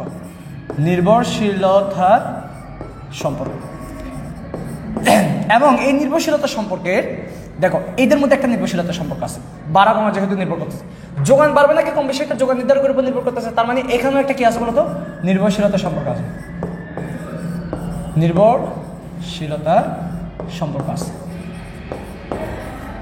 এখন দেখো, তাহলে চাহিদা বাড়া কমা নির্ভর করে চাহিদা নির্ধারকের উপর, যোগান বাড়া কমা নির্ভর করে যোগান নির্ধারকের উপর। তার মানে একটা কি আছে বলতো? নির্ভরশীলতার সম্পর্ক। আর মনে রাখবা, যেখানে নির্ভরশীলতার সম্পর্ক থাকবে সেখানে যদি গাণিতিক প্রকাশ থাকে, সেখানে যদি একটা কি থাকে? গাণিতিক প্রকাশ। গাণিতিক বাংলাদেশে দেখছো ভুল করে ফেলছে। সমস্যা হচ্ছে এটা একটু গান টান শুনতেছে, ওদিকে আমার কানটা ওদিকে যাচ্ছে। এটা যদি একটা কি প্রকাশ থাকে? গাণিতিক প্রকাশ। আবার এখানে যে নির্ভরশীলতা সম্পর্ক আছে সেটার যদি একটা কি থাকে বলতো? একটা যদি গাণিতিক প্রকাশ থাকে, তখন এটার একটা সুন্দর নাম হয়। আর নামটা হচ্ছে অপেক্ষক। যদি নির্ভরশীলতার সম্পর্কে, মনে রাখবা, যদি নির্ভরশীলতার সম্পর্কে গাণিতিক প্রকাশ থাকে তখন সেটাকে বলা হয় কি বলতো? অপেক্ষক। সেটা বলে কি? অপেক্ষক। যদি দেখো কোনোদিন নির্ভরশীলতা সম্পর্কের গাণিতিক প্রকাশ, তখন সেটাকে বলে অপেক্ষক। আর দেখো এখানে চাহিদার সাথে চাহিদা নির্ধারকের নির্ভরশীলতা সম্পর্কের গাণিতিক প্রকাশ, এটা হচ্ছে চাহিদা অপেক্ষক। এটা কি অপেক্ষক? চাহিদা অপেক্ষক। আর যদি যোগান এবং যোগান নির্ধারকের নির্ভরশীলতা সম্পর্কে গাণিতিক প্রকাশ হয় তখন সেটাকে বলা হবে যোগান অপেক্ষক। তাহলে দুই কথা, একটা হচ্ছে চাহিদা অপেক্ষক, আরটা হচ্ছে যোগান অপেক্ষক। তাহলে মনে রাখতে হবে, একটা হচ্ছে চাহিদা অপেক্ষক, আরটা হচ্ছে যোগান অপেক্ষক। একটু সচেতন হয়ে মনে রাখতে হবে, একটা চাহিদা অপেক্ষক, আরটা হচ্ছে কি? যোগান অপেক্ষক। তাহলে চাহিদা অপেক্ষক কোনটা? চাহিদা অপেক্ষক মানে হচ্ছে একটা গাণিতিক প্রকাশ। কিসের গাণিতিক প্রকাশ? নির্ভরশীলতার সম্পর্ক। কার নির্ভরশীলতার সম্পর্ক? চাহিদা এবং চাহিদা নির্ধারকের। কার চাহিদা এবং চাহিদা নির্ধারকের। কিন্তু তোমরা একটা পর একটা আনতেছো, কিন্তু গান এতক্ষণ আমার লাগবে 20 মিনিট যাবো। চলো না, আমি কিছু নিব। না, আচ্ছা ঠিক আছে, যাও।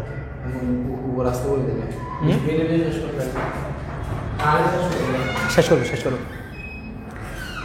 আচ্ছা, যে কথাটা বলতে যাচ্ছি, তাহলে দেখো চাহিদা এবং চাহিদা নির্ধারকের নির্ভরশীলতা সম্পর্কে গাণিতিক প্রকাশকে চাহিদা অপেক্ষক বলে, যোগান এবং যোগান নির্ধারকের নির্ভরশীলতা সম্পর্ককে যোগান অপেক্ষক বলে। আবার বলতেছি, দেখো চাহিদা এবং চাহিদা নির্ধারকের নির্ভরশীলতা সম্পর্কের গাণিতিক প্রকাশকে চাহিদা অপেক্ষক বলে। কি অপেক্ষক বলে? চাহিদা অপেক্ষক বলে। যোগান এবং যোগান নির্ধারকের নির্ভরশীলতা সম্পর্কের গাণিতিক প্রকাশকে যোগান অপেক্ষক বলে। তাহলে চাহিদা এবং চাহিদা নির্ধারকের নির্ভরশীলতা সম্পর্কের গাণিতিক প্রকাশকে চাহিদা অপেক্ষক বলে, যোগান এবং যোগান নির্ধারকের নির্ভরশীলতা সম্পর্কের গাণিতিক প্রকাশকে যোগান অপেক্ষক বলে। এই কথাটা আমাদেরকে মাথার মধ্যে রাখতে হবে। এখন কথা শুনো, এখানে যে একটা গাণিতিক প্রকাশের কথা বলতেছি, নির্ভরশীলতা সম্পর্কের গাণিতিক প্রকাশ, এখানেও যে একটা গাণিতিক প্রকাশ বলতেছি, সেটা কিভাবে প্রকাশ করতে হয় সেটা একটু শিখো। অপেক্ষক থেকে আহামরি কোনো কোয়েশ্চেন আসে না, না। প্রশ্ন যদি হয় 1 নম্বরের জন্য কোয়েশ্চেন হবে। অপেক্ষক থেকে যদি কোয়েশ্চেন হয়, কয় নম্বরের জন্য প্রশ্ন হবে? 1 নম্বরের জন্য প্রশ্ন হবে। 1 নম্বরের জন্য, শুধু 1 নম্বরের জন্য। কিন্তু আমাকে একটু কষ্ট করে এই জিনিসটা বুঝতে হচ্ছে, কিন্তু এই জিনিসটা বুঝতে পারলে তোমার অর্থনৈতিক বিষয়টাকে তোমার খুব মজা লাগবে। এই যে নির্ভরশীলতা সম্পর্কে যে একটা গাণিতিক প্রকাশের কথা বলতেছে, নির্ভরশীলতা সম্পর্কে কি প্রকাশ বলতেছি? গাণিতিক প্রকাশ। এই গাণিতিক প্রকাশটা কিভাবে দেয়? দেখো, আমি একটু এই জিনিসগুলোকে একটু সংক্ষেপ করে ফেলি। দাম লিখতে গেলে অনেক বড় হয়ে যাবে, ঠিক আছে? দামকে আমরা বলবো পি, মানে প্রাইস। পি মানে কি বলতো? প্রাইস। পি মানে প্রাইস। আর ইনকামকে বলবো ওয়াই। এটা নিয়ে যাবে গা? তুমি কোথায় যাচ্ছ? কেন? আচ্ছা, ঠিক আছে। তাহলে দামকে আমরা বলবো পি, আয়কে বলবো ওয়াই। সম্পর্কিত দ্রব্য, দেখো রিলেটেড গুডস প্রাইস, এটাকে আমরা বলবো আরপি। কি বলবো? আরপি। একইভাবে দাম, এই দামকে বলি পি প্রাইস, করকে বলা হয় ট্যাক্স টি, বর্তকে বলে সাবসিডিউ বা এস, উপকরণের দামকে বলবো আমরা পিআই, মানে প্রাইস অফ এলিমেন্টস যাই বলি না কেন, ঠিক আছে? এখন দেখো আমরা সংক্ষেপে বলতেছি। এই যে দেখো আমি কি বলতে চাচ্ছি, দেখো এই যে আমার চাহিদাটা নির্ভর করে কার উপর? চাহিদা নির্ধারকের উপর। যোগানটা নির্ভর করতেছে, অর্থাৎ যোগান বাড়বে নাকি কমবে সেটা নির্ভর করতেছে কার উপর? যোগান নির্ধারকের উপর। তাহলে চাহিদা নির্ধারকের উপর নির্ভর করে। তাহলে কে নির্ভর করে? চাহিদা নির্ভর করে কার উপর? চাহিদা নির্ধারকের উপর। কে নির্ভর করে? চাহিদা। কে নির্ভর করে? প্রশ্ন করো নিজেকে, চাহিদা। কে নির্ভর করে? চাহিদা। কে নির্ভর করে? চাহিদা। কে নির্ভর করে? চাহিদা। কার উপর? চাহিদা নির্ধারকের উপর। কে নির্ভর করে? যোগান। কে নির্ভর করে? কে যোগান। কার উপর? যোগান নির্ধারকের উপর। এই খবরগুলো মাথার মধ্যে রাখবা। তাহলে ও নির্ভর করে মানে হচ্ছে ও অধীন। ও কি বলতো? অধীন চলক। অধীন চলক। আর চাহিদার নির্ধারকগুলো হচ্ছে, এই যে নির্ধারকগুলো হচ্ছে, এগুলো হচ্ছে স্বাধীন চলক। এগুলো কি চলক? স্বাধীন চলক। যোগান নির্ভর করে কার উপর? যোগান নির্ধারকের উপর। তাহলে কে নির্ভর করে? যোগান। তার মানে হচ্ছে যোগান হচ্ছে অধীন। যোগান হচ্ছে কি? অধীন। আর কার উপর নির্ভর করে? যোগান নির্ধারকের উপর। তাহলে যোগান নির্ধারকগুলো কি বলতো? স্বাধীন। যোগান নির্ধারকগুলো হচ্ছে স্বাধীন। এখন আমরা যে অপেক্ষক বলছিলাম, দেখো আমরা যেখানে একটা অপেক্ষক শব্দ লিখছিলাম, এই অপেক্ষক শব্দটা ইংরেজিতে বলা হয় ফাংশন। কি বলা হয় বলতো? ফাংশন। আর অপেক্ষকটা লেখার নিয়ম হচ্ছে, অপেক্ষকটা লেখার একটা নিয়ম আছে, বুঝছো? লেখার নিয়মটা হচ্ছে এরকম যে অধীন চলকটা বসবে, একটা সমান দিব, ফাংশন দিব, ব্র্যাকেটের ভিতর স্বাধীন চলক বসবে। ব্র্যাকেটের ভিতর কি বসবে? স্বাধীন চলক বসবে। তাহলে অপেক্ষক লেখার নিয়ম কি? অধীন চলকটা সমানের বাম পাশে থাকবে, আর স্বাধীন চলকটা সমানের ডান পাশে থাকবে। এটা হচ্ছে অপেক্ষক লেখার নিয়ম। তাহলে দেখো আমার চাহিদাটা নির্ভর করতেছে, চাহিদাটা কি করতেছে? নির্ভর করতেছে কার উপর বাবা? চাহিদা নির্ধারকের উপর। কার উপর বলো না? চাহিদা নির্ধারকের উপর। এই জন্য চাহিদা নির্ধারকগুলো স্বাধীন, তাহলে ওরা হচ্ছে ডান পাশে, চাহিদা হচ্ছে এই পাশে। তাহলে যোগান নির্ভর করতেছে, কে নির্ভর করতেছে বাবা? যোগান নির্ভর করতেছে কার উপর বাবা? যোগান নির্ধারকের উপর। তাহলে যোগানটা হচ্ছে, যোগান নির্ধারকগুলো স্বাধীন, এই জন্য এই পাশে বসছে, আর যোগান যেহেতু অধীন সে জন্য সে বাম পাশে বসছে। এখন আমরা যদি এটা সাংকেতিকভাবে বলতে চাই, সাংকেতিক বাবা কিভাবে বলতে চাই? সাংকেতিকভাবে বলতে চাই। কিভাবে বলতে চাই? সাংকেতিকভাবে। তখন সেটাকে আমরা কি বলবো? এই চাহিদাকে আমরা বলবো কিউডি ফাংশন অফ, কার উপর নির্ভর করে? দামের উপর। কার উপর নির্ভর করে? আয়ের উপর। কার উপর নির্ভর করে? আরপির উপর। এটাতে শেষ না বাবা, আরো অনেকগুলো আছে, এরকম আরো অনেকগুলো আছে, এই জন্য ডট দিলাম। একইভাবে যোগানকে সাংকেতিকভাবে বলে QS equal to function of, দেখো দাম, যোগান নির্ধারক কারা কারা? দেখো এই যে পি, টি, এস, পিআই, এরকম আরও অনেকগুলো আছে, তোমরা ইয়া থেকে দেখেছো। এই যে দেখো এখানে যে একটা জিনিস লিখলাম, এই যে একটা জিনিস লিখলাম, এই জিনিসটা লিখলাম, এখানে একটা এফ চিহ্ন দেখতে পাচ্ছ না, এফ চিহ্ন দেখতে পাচ্ছ না, এই যে জিনিসটা লিখলাম, এই এফ চিহ্ন মানে কি, এফ মানে ফাংশন। আর এরকম এফ দিয়ে অধীন চলক আর স্বাধীন চলকের মধ্যে সম্পর্ক দেখালে সেটা অপেক্ষক। আর এদিকে যদি কিউডি থাকে সেটা চাহিদা অপেক্ষক, আর যদি কিউএস থাকে সেটা যোগান অপেক্ষক। এফ দেখলেই অপেক্ষক, এফ দেখলেই কি অপেক্ষক। এখন এই পাশে যে থাকবে দেখো অধীন চলক যে মানে বাম পাশে যে থাকে তার নামে অপেক্ষক হবে, তার মানে এটা যোগান অপেক্ষক আর এটা হচ্ছে চাহিদা অপেক্ষক।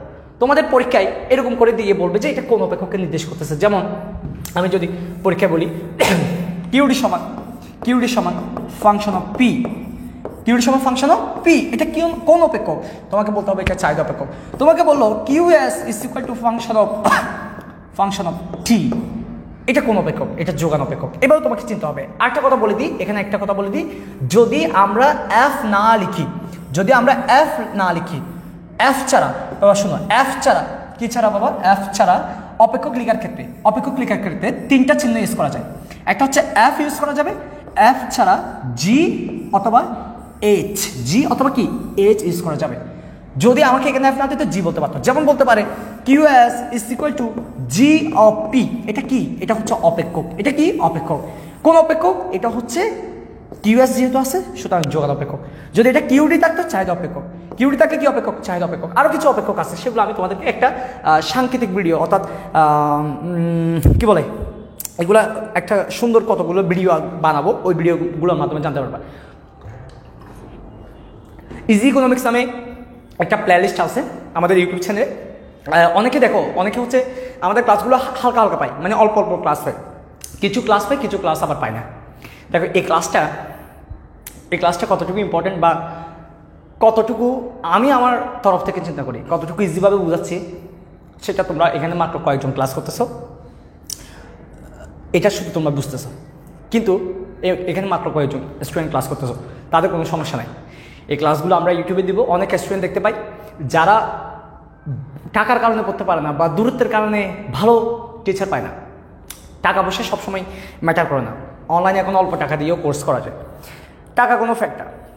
চাইলে মানুষ এখন, আর বাংলাদেশের মানুষ এত গরিব না যে 1000-1200 টাকা দিয়ে একটা কোর্স করতে পারবে না, এরকম কোনো গরিব আশা করি নাই, ঠিক আছে।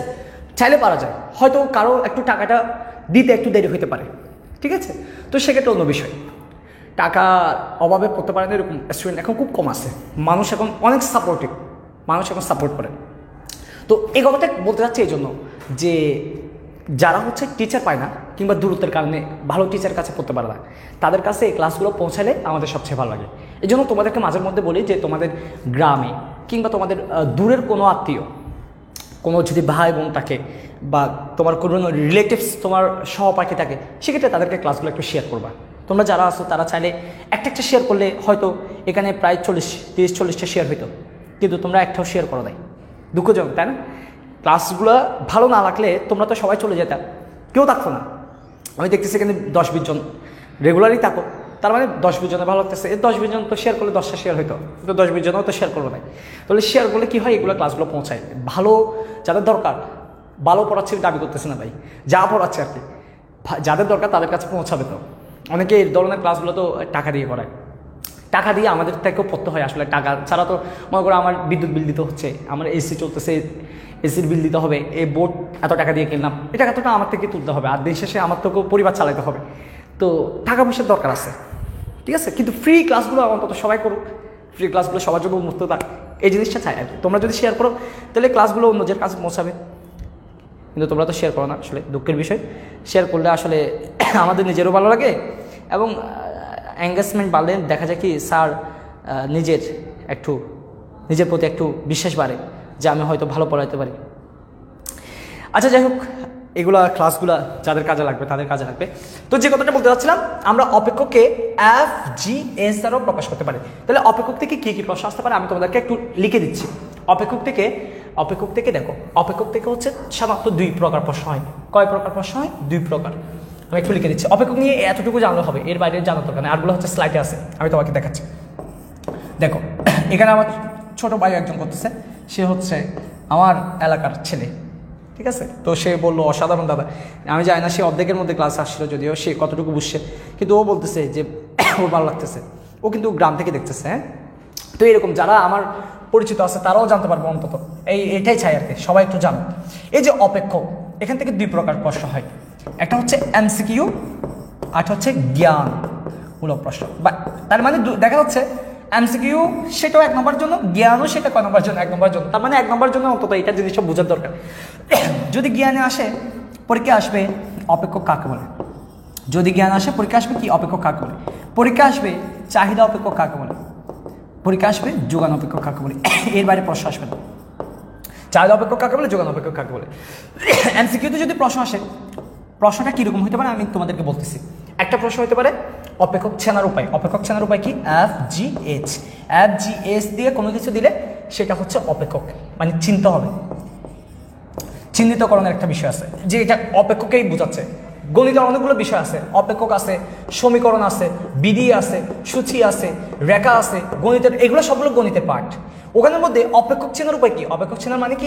FGH দিয়ে কিছু একটা লিখবে, চিহ্নিত করা। এবার আরেকটা প্রশ্ন হতে পারে যে কোন অপেক্ষককে বোঝাচ্ছে, কোন অপেক্ষক? এই যে কিউডি সমান ফাংশন অফ পি, এটা কোন অপেক্ষক? Q S equal to function of P, এটা কোন অপেক্ষক? বা C is equal to function of Y, এটা কোন অপেক্ষক? আবার C is equal to function of Q, এটা আবার কোন অপেক্ষক? এই যে দেখো কনফিউজড, সি আবার এদিকে ওয়াই কিউ, এগুলো কনফিউজ করবে। S is equal to function of Y, এটা কোন অপেক্ষক? আর S is equal to function of P, এটা আবার কোন অপেক্ষক? এই কনফিউজিং, এগুলো তোমাদেরকে আমি অন্য একটা ভিডিওতে শেখাবো। এটা চিন্তা হবে কোন অপেক্ষককে বোঝাচ্ছে সেটা। তাহলে আজকে আমি শুধু দুইটা শিখেছি, কিউডি সমান ফাংশন অফ পি মানে চাহিদা অপেক্ষক, Q S equal to function of P সেটা হচ্ছে যোগান অপেক্ষক। আরেকটাও আসে যে এখানের মধ্যে স্বাধীনকে অধীনকে, তার মানে আমি তোমাদেরকে একটু আগে শিখলাম যেটা হচ্ছে ডান পাশে থাকবে সেটা স্বাধীন, আর যেটা বাম পাশে থাকবে সেটা হচ্ছে অধীন। এই জিনিসটা জানলে হবে কোনটা স্বাধীন কোনটা অধীন, কোন চলক স্বাধীন কোন চলক অধীন, এতটুকু জানলে হবে। এর বাইরে আর কিছু জানার দরকার হবে না। তাহলে অপেক্ষক গেল। এবার অপেক্ষক থেকে আরেকটা জিনিস পড়াবো, ওই জিনিসটা পড়ানোর পর তারপর আরেকটা বিষয় সংক্ষেপে আলোচনা করে তারপর আমি শেষ করে দিচ্ছি ক্লাসটা, ঠিক আছে? দেখো একটু করে কষ্ট করে দেখো, একটু কষ্ট করে দেখো। এই যে অপেক্ষকটা পড়লাম, এই অপেক্ষক থেকে আরেকটা জিনিসে যাওয়া যাক। আহা, এটা তো মুছে গেল না, এখন কি এটাকে আনা যাবে? আনা যাবে না। আমি লিখে দিই যোগান নির্ধারক, যোগান নির্ধারক। আচ্ছা, এগুলো হচ্ছে যোগান নির্ধারক আর এগুলো হচ্ছে চাহিদা নির্ধারক। এতটুকু আমাদের মাথার মধ্যে আশা করে এটা কমবে ছিল নাকি, কমবে নাকি পারবে। আচ্ছা যাই হোক, এগুলোর দরকারও নাই, আমি এমনিতে বলতেছিলাম। দেখো এখন আমি যে কথাটা বলতে চাচ্ছি সেটা খেয়াল করো। আমরা জানি দাম বাড়লে কি বাড়লে, দাম বাড়লে কি হয়? চাহিদা কমে। দাম বাড়লে চাহিদা কমে, আবার দাম কমলে চাহিদা বাড়ে। দাম বাড়লে চাহিদা কমে, দাম কমলে চাহিদা বাড়ে। এই যে দাম এবং চাহিদার মধ্যে একটা বিপরীতমুখী সম্পর্ক বিদ্যমান। কি মুখী সম্পর্ক? বিপরীতমুখী সম্পর্ক, এটা সবসময় থাকবে। আর এই যে বিপরীতমুখী সম্পর্কটা আছে, এই সম্পর্কটাকে বলা হয় চাহিদা বিধি। কি বলা হয় বলতো? চাহিদা বিধি। চাহিদা বিধি। একইভাবে দাম বাড়লে, দেখো দাম বাড়লে যোগান বাড়ে, আবার দাম কমলে যোগান কমে। তাইলে বাড়লে বাড়ে, কমলে কমে, তার মানে একজন বাড়লে আরেকজন বাড়ে, আরেকজন কমলে একজন কমে। এটা হচ্ছে সমমুখী সম্পর্ক। আর দেখো এটা যদি চাহিদা বিধি হয়, এটা কি হবে? এটা হবে যোগান বিধি। তার মানে চাহিদা বিধি বিপরীত সম্পর্ক আর যোগান বিধি হচ্ছে সমমুখী সম্পর্ক। পার্থক্য হচ্ছে জায়গায়, চাহিদা বিধি একটা সম্পর্ক নির্দেশ করে, যোগান বিধি অন্য সম্পর্ক নির্দেশ করবে। এখন বলা হচ্ছে কি, চাহিদা বিধি কি বলে? মনে রাখবা, চাহিদা বিধি সবসময় একটা কথা বলে যে দাম বাড়লে চাহিদা অবশ্যই কমবে, আবার দাম কমলে চাহিদা অবশ্যই বাড়বে। এটা চাহিদা বিধির কথা। চাহিদা বিধি বলতেছে যে দাম বাড়লে চাহিদা কমতেই হবে, চাহিদা কি করতে হবে? কমতেই হবে। আবার দাম কমলে চাহিদা অবশ্যই কি হতে হবে? বাড়তে হবে। একইভাবে দাম বাড়লে যোগান অবশ্যই বাড়বে, দাম কমলে যোগান অবশ্যই কমবে। এটা কে বলতেছে? যোগান বিধি বলতেছে। আর এই যে বিপরীতমুখী সম্পর্ক, এই বিপরীতমুখী সম্পর্ককে চাহিদা বিধি বলে। কিন্তু মনে রাখবা, শুধুমাত্র এই কথাটা বলে দিলে কিন্তু চাহিদা বিধি হবে না। চাহিদা বিধি বলার ক্ষেত্রে আমাদের একটা কথা অবশ্যই উল্লেখ করে দিতে হবে, সেটা হচ্ছে অন্যান্য অবস্থা স্থির। এখন মানে কি বুঝাচ্ছি? অন্যান্য অবস্থা মানে কি? দেখো এই আমার যে চাহিদা, সেটা শুধুমাত্র যে দাম, শুধুমাত্র দামের উপর নির্ভর করে তা না। চাহিদা দামের উপর নির্ভর করতে পারে, চাহিদা আয়ের উপর নির্ভর করতে পারে, চাহিদা সম্পর্কিত দ্রব্যের দামের উপর নির্ভর করে। তার মানে চাহিদা অনেকগুলো বিষয়ের উপর নির্ভর করে। এইগুলার মধ্যে শুধু দাম কাজ করবে, বাকি সবাই কি থাকবে স্থির, বাকি সবাই কি স্থির। আমি যদি একটা উদাহরণের মাধ্যমে, যোগান বিধিটা আমি বোঝাচ্ছি না, যোগান বিধিটা তোমরা এত বেশি বোঝারও দরকারও নাই, তারপরেও মাঝের মধ্যে বই আসে, একটু বই থেকে পড়ে ফেলিও। আমি চাহিদা বিধিটা একটু বোঝাই, সময়টা সংক্ষিপ্ত করি। আমি কি বলছি? আমি বলছি যে দাম বাড়লে চাহিদা কমবে, দাম যদি বাড়ে চাহিদা কমবে, এটা আমি বলি নাই, এটা চাহিদা বিধি বলছে। দাম বাড়লে চাহিদা কি হবে? কমবে। ধরলাম ওই যে মধুর কথা বলছি, মধু মধু মধু ও মধু, এই মধু ইনকাম হচ্ছে 20 টাকা, ইনকাম কত টাকা? 20 টাকা। এখন মধু কী খাই? মধু হচ্ছে চা খাই। কয়টা খাই? ডেলি হচ্ছে 2টা খাই। ডেলি কয়টা খাই? 2টা। কেন? কারণ হচ্ছে চায়ের দাম 10 টাকা করে। কয় টাকা? 10 টাকা। তাহলে 10 টাকা দামে 2টা চা খেতে পারে। এখন মধুর ইনকাম আবারও 20 টাকা রয়ে গেছে, পরের মাসে মধুর ইনকামও 20 টাকা, কিন্তু দেখা যাচ্ছে পরের মাসে চায়ের দাম হচ্ছে 15 টাকা হয়ে গেছে। বলো মধু কি আগের মতো 2টা চা খেতে পারবে? অবশ্যই খেতে পারবে না। মধু তখন খাবে একটা চা। কয়টা চা খাবে? একটা চা খাবে। মধু তখন কয়টা চা খাবে? একটা চা খাবে। তাহলে মধু এখানে 2টা চা খাচ্ছে, কিন্তু এখানে একটা চা খাচ্ছে। কেন? কারণ দাম বাড়লে চাহিদা কমে। এ কথাটা কে বলছে? দাম বাড়লে চাহিদা কমে। এটা কে বলছে? এই কথাটা কে বলছে? চাহিদা বিধি বলছে। কে বলছে বাবা? আমি বলি না, কিন্তু এটা চাহিদা বিধি বলছে। এখন ঘটনাটা অন্যভাবে চিন্তা করো। মধুর দাম, মধুর ইনকাম, মধুর যে ইনকাম সেটা 30 টাকা হয়ে গেছে। বলো মধু কি তখন কি তাও একটা খাবে? তখন কি তাও একটা খাবে? মধু তখন চা 2টা খাবে, কিন্তু দাম কত টাকা? 15 টাকা। তাহলে 15 টাকা দামে সে কয় টাকা দিতে পারতেছে? 2টা। তাহলে আমাকে বলছিল কি দাম বাড়লে 10 টাকা থেকে 15 টাকা হলে চাহিদা কমবে। কই, চাহিদা তো কমে না, আগের মতো রয়ে গেছে। তাহলে চাহিদা বিধি কি সবসময় কার্যকর? সবসময় কার্যকর না। কখন কার্যকর না? যখন কি হবে, এই যে আয়টা পরিবর্তন হয়ে গেছে, আয় কি হয়ে গেছে? পরিবর্তন। তাহলে যদি আয় পরিবর্তন হয়, চাহিদা বিধি তো আর কার্যকর থাকবে না। আয় যদি পরিবর্তন হয় তখন চাহিদা বিধি কি কার্যকর থাকবে না। এই আয়ের পরিবর্তন হলে, দেখো আয়ের পরিবর্তন হলে, সম্পর্কিত দ্রব্যের দামের পরিবর্তন হলে, সময়ের পরিবর্তন হলে, ক্রেতার সংখ্যার পরিবর্তন হলে সবসময় যে দাম বাড়লে চাহিদা কমবে এরকম কোনো কথা নাই। অর্থাৎ চাহিদা বিধিরও ব্যতিক্রম আছে। চাহিদা বিধিরও কি আছে? ব্যতিক্রম আছে। এখন এই যে ব্যতিক্রম কখন হবে সেটা তোমাকে অবশ্যই মুখস্থ করতে হবে। এখান থেকে পরীক্ষা প্রশ্ন আসে, চাহিদা বিধির ব্যতিক্রমটা কখন হবে সেটা তোমার পরীক্ষায় আসবে। এখান থেকে আসে। এরকম চাহিদা বিধি ব্যতিক্রমে গিয়ে দেখবা গিভেন দ্রব্য এবং ভেবলেন দ্রব্য, 2টা দ্রব্যের কথা বলা হয়। গিভেন দ্রব্য এবং কি ভেবলেন দ্রব্য, এই 2টা দ্রব্যের বলা হয়। গিভেন দ্রব্য, এই গিভেন দ্রব্য শব্দটা আসে হচ্ছে রবার্ট গিফেন নামে একজন ব্যক্তির কাছ থেকে। রবার্ট গিফেন নামে একজন ব্যক্তি 1840 সালে, মেবি 1840 সালে যখন দ্রব্য নিয়ে গবেষণা করতেছেন, তখন তিনি আইরিশ কৃষক যারা হচ্ছে আয়ারল্যান্ডে কাজ করে, সম্ভবত এরকম আয়ারল্যান্ডের কৃষকদের একটা জরিপ চালায়। ওখানে দেখতে পাচ্ছে যে মানুষ স্বাভাবিকভাবে মোটা চাল, মোটা ডাল, এই দ্রব্যগুলো বেশি খায়। এখন এরা 30 দিনে, মনে করো 1 মাসে 30 দিন, 1 মাসে 30 দিনের মধ্যে তার হচ্ছে 28 দিন কী খায়? শুধু আলু দিয়ে ভাত খায়। 28 দিয়ে কী খায়? 28 দিন আলু দিয়ে ভাত খায়। আর 2 দিন হচ্ছে মাছ খায়। 2 দিন কী খায়? মাছ খায়। কারণ আলুর দাম হচ্ছে 20 টাকা আর মাছের দাম হচ্ছে মনে করো 200 টাকা। তাহলে ইনকাম কম। তার যে ইনকাম, মনে করো 28 দিনে যদি 1 কেজি করে আলু খাই, ঠিক আছে, 20 টাকা করে, তাহলে তার থেকে এদিকে কত টাকা লাগে? 560 টাকা, এদিকে 200 টাকা। তার মানে হচ্ছে তার মনে করো 800 টাকা ইনকাম আছে। তার 800 টাকা ইনকাম দিয়ে সে কী করে? মাসে 800 টাকা ইনকাম আছে, ওই 800 টাকা ইনকাম দিয়ে 28 দিন আলু খায় আর হচ্ছে 2 দিন কী খায়? মাছ খায়। এখন মনে করো মাছের দাম বেড়ে গেছে, মাছের দাম বেড়ে গিয়ে 300 টাকা হয়েছে। বলো সে কি মাছ বাদ দিয়ে, ওই 800 টাকা দিয়ে মাছ বাদ দিয়ে সে কি আলু বাদ দিয়ে কি মাছ বেশি খেতে পারবে? এখন কি সে মনে করো সাপোজ না, আমি এটার দাম বাড়াবো না, আমি এটার দাম বাড়াই দিচ্ছি। আলুর দাম মনে করো 30 টাকা বেড়ে গেছে, আলুর দাম বেড়ে গিয়ে কত হয়ে গেল? 30 টাকা হয়ে গেল। বলো ও কি আলু বাদ দিয়ে এখন মাছ খেতে পারবে বেশি? আলুর দাম বেড়ে গিয়ে 20 টাকা থেকে কত টাকা হয়েছে? 30 টাকা। এখন সে কি আলু বাদ দিয়ে এখন কি বেশি মাছ খেতে পারবে? মাছ খেতে তো 200 টাকা লাগবে, তার তো মাছ খাওয়ার ক্ষমতা নাই। বরঞ্চ সে কী করবে? ওই মাছের থেকে একদিন মাছ খাবে 100 টাকা দিয়ে, বাকি আর 100 টাকা এদিকে 29 দিনের আলু কেনার জন্য 10 টাকা করে এদিকে তাকে সাপ্লাই দিতে হবে। বুঝতে পেরেছ? তার মানে এই যে আলু, মোটা চাল, কি বলছে বলতো? আলু, মোটা চাল, এই ধরনের দ্রব্যগুলোকে বলা হয় গৃহীণ দ্রব্য। যারা হচ্ছে আইরিশ কৃষকরা, বরঞ্চ এই দ্রব্যের দাম বাড়লো, দেখো দাম বাড়ছে। কি বাড়ছে? দাম বাড়ছে। দাম বাড়লো, তারা 28 দিনের জায়গায় 29 দিন আলু খাচ্ছে, তার মানে চাহিদা বেড়ে যাচ্ছে। দাম বাড়ছে, দাম বাড়ার পরেও চাহিদা বেড়ে গেছে, দাম বাড়ার পরেও চাহিদা বেড়ে গেছে। তামিম তামিম আমার কিছু একটু করে সময় লাগবে, যে এখনো শেষ হয় নাই।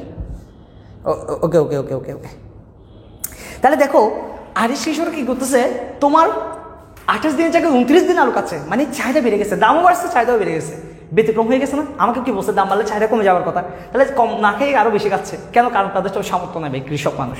এই যে মোটা চাল মোটা ডাল এগুলো কি বলা হয় কি গৃহজাত দ্রব্য, আর ব্যবহার দ্রব্য হচ্ছে তার বিপরীত বিলাসজাত দ্রব্য। আইফোনের দাম বেশি, তাও দেখবা যাদের টাকা আছে তারা কিনতেছে, একটা জায়গায় 2-3টা কিনে। আবার মনে করো দামি কার, এই জিনিসগুলো বিলাসজাত দ্রব্য, দামি ঘড়ি। হয়তো আমি কোনো ঘড়ি ইউজ করতেছি না, গরিব মানুষ, ঠিক আছে, তো গরিব মানুষ বলে কিনে আর ইউজ করতেছেন আর কি। কিন্তু যারা বড় তারা দেখবে অনেক দামি, অনেক 30 লাখ টাকা 40 লাখ টাকা ঘড়ি ইউজ করে। তাহলে তাদের এই যে দাম ভালো, তাদের ওই দ্রব্যের প্রতি চাহিদা বাড়ে, কারণ একটা সমাজে ভাব নেওয়ার জন্য। বিলাসজাত দ্রব্য, ব্যবহার দ্রব্য মানে হচ্ছে বিলাসজাত দ্রব্য, আর গিভেন দ্রব্য মানে হচ্ছে গরিব কৃষক আমার মতো যারা আছে তাদের জন্য আর কি, ঠিক আছে। তো এই যে দেখো গিভেন দ্রব্য আর ব্যবহার দ্রব্যের ক্ষেত্রে কিন্তু চাহিদা বৃদ্ধি কার্যকর না, এগুলো দাম বাড়লে চাহিদা বেড়ে যায়, দাম কমলে চাহিদা কমে যায়। এই জিনিসগুলো হচ্ছে তোমার কি বলা হয়, এটা হচ্ছে চাহিদা বৃদ্ধির ব্যতিক্রম, এটা আর কি গঠন আর কি।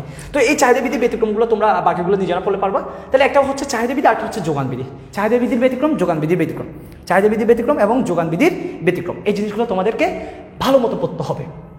এবার বিধি থেকে শেষ, এই যা কথা বলছি বিধি থেকে এবার আমরা একটা সিদ্ধান্তে যাচ্ছি। টোটাল কথা হচ্ছে আমাদের যে চাহিদা এবং যে যোগান,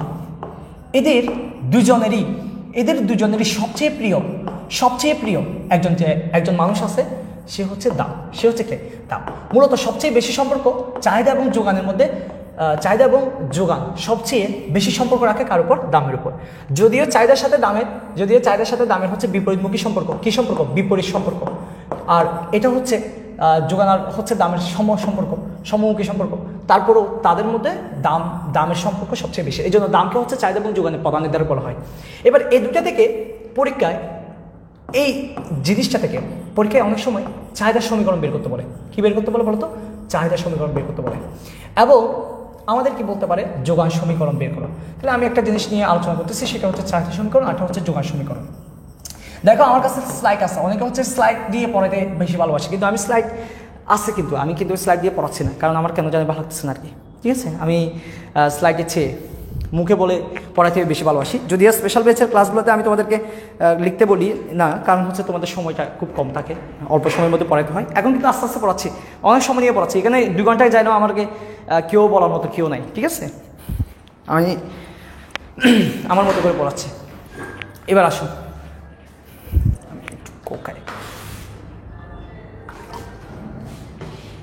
আজকে সমীকরণ বের করাটা শিখিয়ে দিই, ক্লাসটা শেষ করে দিব। দেখো তোমাকে মনে করো একটা গল্প বললো যে একজন ব্যক্তির ইনকাম যখন, আমি এখানে একটা লিখে দিচ্ছি, একটা মনে করো সাপোজ এটা আমি এখানে তোমার হচ্ছে একটা তালিকা আকারে লিখতেছি, কিন্তু এটা তালিকা আকারে থাকবে না, হয়তো লেখা আকারে থাকতে পারে, মানে কথা আকারে থাকতে পারে, এভাবে কথা আকারে থাকতে পারে। হ্যাঁ, বলো একজন ব্যক্তির আয় যখন 2 টাকা, তখন চাহিদার পরিমাণ 6 একক। আবার দাম একটি দ্রব্যের, একজন ব্যক্তির কথা কেন বলতেছি, আমি উল্টা ভাষা বলতাম। বললাম একটা দ্রব্যের দাম যখন 2 টাকা, তখন চাহিদার পরিমাণ 6 একক। দ্রব্যের দাম বেড়ে গিয়ে 4 টাকা হলে চাহিদার পরিমাণ মনে করি 2 একক হয়। এই কথাটা আমাকে লেখা দেওয়া আছে, কি আকারে আছে? বর্ণনা আকার দেওয়া আছে। এরকম যদি লেখা থাকে সেটাকে আমরা বলি বর্ণনা। কি দেওয়া আছে? বর্ণনা। এই বর্ণনা থেকে যদি লেখা থাকে সেগুলোকে আমরা কি বলবো? বর্ণনা। এই বর্ণনা থেকে তোমরা চেষ্টা করবে যে এরকম একটা তালিকায় নিয়ে আসতা। তালিকা মানে কি? সূচি। তালিকা মানে কি করতো? সূচিতে নিয়ে আসা। সূচি তাহলে বর্ণনা পড়তে হয় না, সংক্ষেপে পড়া যায়। এরকম একটা ঘটনা দিয়ে আমাকে বললো যে একটা চাহিদার সমীকরণ তৈরি করো। একটা কি তৈরি করো? চাহিদার সমীকরণ তৈরি করো, ঠিক আছে। তো সমীকরণ তৈরি করার জন্য একটা সূত্র মুখস্থ করলে হয়ে যায়। তোমাকে চিন্তা হবে সমীকরণ তৈরি করার জন্য একটা সূত্র, সেটা হচ্ছে সমানের এই পাশে একটা কাজ হবে, এই পাশে একটা কাজ হবে। পার্থক্য হচ্ছে কোন জায়গায়? দেখো এখানে যে দাম, এই দামকে আমরা সংক্ষেপে কি বলবো বলছি? দামকে আমরা সংক্ষেপে বলবো পি, আর যে চাহিদা সংক্ষেপে বলবো কিউডি। এবার খেয়াল করো, এই যে সমান চিহ্ন আছে, সমান চিহ্নের এই পাশে সবসময় কে থাকবে বলছি? এই পাশে থাকবে অধীন চলক। সমান চিহ্নের এই পাশে হচ্ছে অধীন চলক, আর এই পাশে কে থাকবে? স্বাধীন চলক। তাহলে তোমাদেরকে একটু আগে শিখেছি, দাম চাহিদার উপর নির্ভর করে নাকি চাহিদা দামের উপর নির্ভর করে? অবশ্যই চাহিদা নির্ভর করে। চাহিদা হচ্ছে অধীন, আর এ হচ্ছে কি স্বাধীন। তাহলে অধীনটাই পাশে কিউডি, সূত্রটা দেখো QD minus QD one, QD one minus QD two. এই সূত্রে অধীন চলকটা এদিকে আসবে, প্রথমে কিউডি বসবে QD one minus QD QD minus QD one, QD one minus QD two, P minus P one, P one minus P two. এটা হচ্ছে সকল সমীকরণ সূত্র। মানে এই দুইটা জিনিস চিনলে হবে, শুধু এই দুইটা জিনিস থাকবে, একটা স্বাধীন একটা স্বাধীন আর একটা হচ্ছে অধীন। এই দুইটা জিনিস চিনলে সূত্রটা ইউজ করা যাবে। ধরে নাও আমি যদি তোমাদেরকে বলতাম এইদিকে যদি এই ঘটনাটা বলতাম যে একজন বিক্রেতা যখন দাম 2 টাকা, একজন বিক্রেতার দাম 2 টাকা হয় না, একজন বিক্রেতার দাম কখনো কয় টাকা হয় না, একজন বিক্রেতার দাম 2 টাকা হয় না। আচ্ছা আমি একটা কল আসছে, হয়তো স্টুডেন্ট কল দিচ্ছে এই জন্য। জি ওয়ালাইকুম আসসালাম, কে? জি আমি একটু পরে জানাচ্ছি, একটু ক্লাস আছে, ক্লাসটা শেষ করে জানাচ্ছি আপনাকে। আপনি আমাকে 30 মিনিট পরে কল দেন। আচ্ছা যে কথাটা বলতে যাচ্ছি, দেখ বললো একটা দ্রব্যের দাম যখন, একটা দ্রব্যের দাম, বিক্রেতার দাম না বাবা, দ্রব্যের দাম যখন 2 টাকা তখন যোগানের পরিমাণ 10 একক। দ্রব্যের দাম যখন 4 টাকা হলো যোগানের পরিমাণ 14 একক। এরকম করে তোমাকে একটা ঘটনা দেওয়া আছে। দাম যখন 2 টাকা ওই দ্রব্যের যোগান কত? 10 একক। মানে বিক্রেতা 10টা বিক্রি করবে, দাম যখন 4 টাকা বিক্রেতা 14টা বিক্রি করবে, যোগানটা এরকম কথা দেওয়া আছে। তো এখান থেকে যদি আমাকে সমীকরণ তৈরি করতে বলতো, তাহলে আমি বলেছি এই যে দামকে কি দ্বারা প্রকাশ করা হয়? পি। যোগানকে কি দ্বারা প্রকাশ করা হয়? কিউএস। এই দুটো আমাকে চিনতে হবে। এবার কি করতে হবে? দাম যোগানের উপর নির্ভরশীল নাকি যোগান দামের উপর নির্ভরশীল? অবশ্যই যোগান নির্ভরশীল। যোগান হচ্ছে অধীন আর ও হচ্ছে কি স্বাধীন। তাহলে ও স্বাধীন, ও কি অধীন। তাহলে আমার সূত্রটা কিরকম হইতো? অবশ্যই তুমি জানো, QS minus QS one, QS one minus QS two, P minus P one, P one minus P two. এটা হচ্ছে আমার যোগান সমীকরণের সূত্র হইতো। এটা দিয়ে আমি যোগান সমীকরণটা বের করতে পারতাম। বুঝতে পেরেছো? এই যে এই সূত্র দিয়ে বের করবো। এখন কীভাবে বের করতে হবে সেটা আমি তোমাকে এটা দেখা দিচ্ছি, তারপর তুমি এটা করবা বাসায় নিজেরা। এই জিনিসটা তোমরা বাসায় নিজেরা করবা। আমি এই জিনিসটা একটু দেখা দিচ্ছি। হ্যাঁ, এই জিনিসটা আমি দেখা দিচ্ছি। দেখো কীভাবে করতে হয়। এখানে অনেকে ভা লিখতে পারে, অনেকে ভা দিবে অথবা অর দিবে, ইংরেজিতে আসলে অর দিবে, এক একজন এক একজন। আমি অ্যারো চিহ্ন ইউজ করি। হ্যাঁ, কিউডিটা বসে দেবে, কারণ এই যে মনে রাখবে এই কিউডি এবং এপি এদের কোনো মান থাকবে না। প্রথম যেটা থাকবে তাদের কোনো মান থাকবে না। আচ্ছা এই চিহ্নটা ইউজ করি। হ্যাঁ, এখানে দেখো কিউডিটা বসে দিলাম। এবার কিউডি ওয়ান মানে হচ্ছে প্রথম চাহিদা কত? 6। প্রথম চাহিদা 6 মাইনাস কিউডি টু, দ্বিতীয় চাহিদা কত? 2। এবার আসো পির মান নাই, পি ওয়ান মানে প্রথম দাম কত? 2 টাকা। তাহলে 2 টাকা বসলাম। পরবর্তী দাম কত? 4, এই যে 4 বসালাম। ঠিক আছে, এবার খেয়াল করো, সমান দিলাম। কিউডি থেকে 6 বিয়োগ যায় না, একটা লেটার থেকে সংখ্যা বিয়োগ করা যায় না, এই জন্য কিউডিটা রেখে দিলাম, 6টাও রেখে দিলাম। কিন্তু 6 থেকে 2 বিয়োগ করা যায়, 6 থেকে 2 বিয়োগ করলে হচ্ছে 4। একইভাবে পি মাইনাস 2, পি থেকে 2 বিয়োগ করা যাবে না, কিন্তু এটা থেকে এটা বিয়োগ করলে -2। এগুলো তোমাকে জানতে হবে ভাই, যোগ বিয়োগ না জানলে এগুলো সমস্যা, এটা তোমার বিষয়। যারা জানো না তারা হচ্ছে কি করবা, তারা ওই কমেন্ট করবা, আমি তোমাদেরকে একটা ম্যাথমেটিক্যাল ভিডিও তৈরি করে জানিয়ে দেবো, যারা হচ্ছে একদম ম্যাথমেটিক্যালি দুর্বল। এবার দেখো এখানে আর কিছু করার নাই, এখানে শুধু কাজ আছে কি বলতো? কোনাকুনি গুণ করা। কি গুণ করা? এই যে এটার সাথে এই অংশের সাথে এই অংশের গুণ করা। আবার আরেকটা সিস্টেম আছে, এর সাথে এর গুণ করা, অর্থাৎ কোনাকুনি গুণ করা। তাহলে আমরা কোনাকুনি গুণ করি। কীভাবে গুণ করতেছি দেখো, -2 দিয়ে এটাকে গুণ করলে -2 কিউডি -6 সমান 4 দিয়ে এটাকে গুণ করলে পি -2। তাহলে কীভাবে গুণ করতেছি দেখো। এবার তোমরা অনেকে কী করবা, অনেকে হচ্ছে এটা দিয়ে এটাকে গুণ করবা। এটা গুণ না করলেও চলে, না করলেও চলে। আমরা কী করবো? আমরা গুণ করবো না, আমরা কী করবো? আমরা জাস্ট এটা রেখে দিব। এখন এদিকে যে -2 আছে সেটাকে এই পাশে নিয়ে আসবো, এই 4 নিয়ে আসবো। 4 নিয়ে আসা যে কথা, এটা নিচে নিয়ে আসা একই কথা, এটা নিচে এটাও শুধু আমরা সমস্যা নেই। অনেকে আবার বলবে যে এভাবে লিখলে কি হইতো, এভাবে লিখলে সমস্যা আছে নাকি? সমস্যা নাই, একই কথা। তবে আমি 4 নিচে লিখার একটা সুবিধা আছে, যে আমার বুঝতে সুবিধা হবে। কিউডি সমান 6টা রেখে দিলাম, সমান তো না, মাইনাস কিউডি -6টা রেখে দিলাম। এটা থেকে এটা দিয়ে ভাগ করলে হচ্ছে -2, আর এটা হচ্ছে পি -2। এবার দেখো এই যে ভাগ করছি, 4কে 2 দিয়ে ভাগ করলে হচ্ছে -2। এগুলো যোগ বিয়োগগুলো তোমাকে জানতেই হবে ভাই, এগুলো আমি তোমাকে বাসায় গিয়ে শিখে দিয়ে আসতে পারবো না। এই যোগ বিয়োগগুলো তুমি বাসায় নিজে থেকে শিখে ফেলিও, একটা ছোটো ভাই বোন থাকলে তাকে বলে শিখে ফেলিও। -2 দিয়ে দেখো এই জায়গায় একটু শেখার বিষয় আছে। এই -2 দিয়ে এই অংশটাকে গুণ করবো, তাহলে -2 দিয়ে পিকে গুণ করলে -2p, আবার মাইনাসে মাইনাসে প্লাস 2 × 4, 2 × 4। দেখো মাইনাসে আর মাইনাসে কী হয়ে গেল, প্লাস হয়ে গেল 2 × 4, কিন্তু এখানে তো প্লাস আছে, প্লাস মাইনাসে মাইনাস বসে গেছে, আর 2 দিয়ে পিকে গুণলে 2p।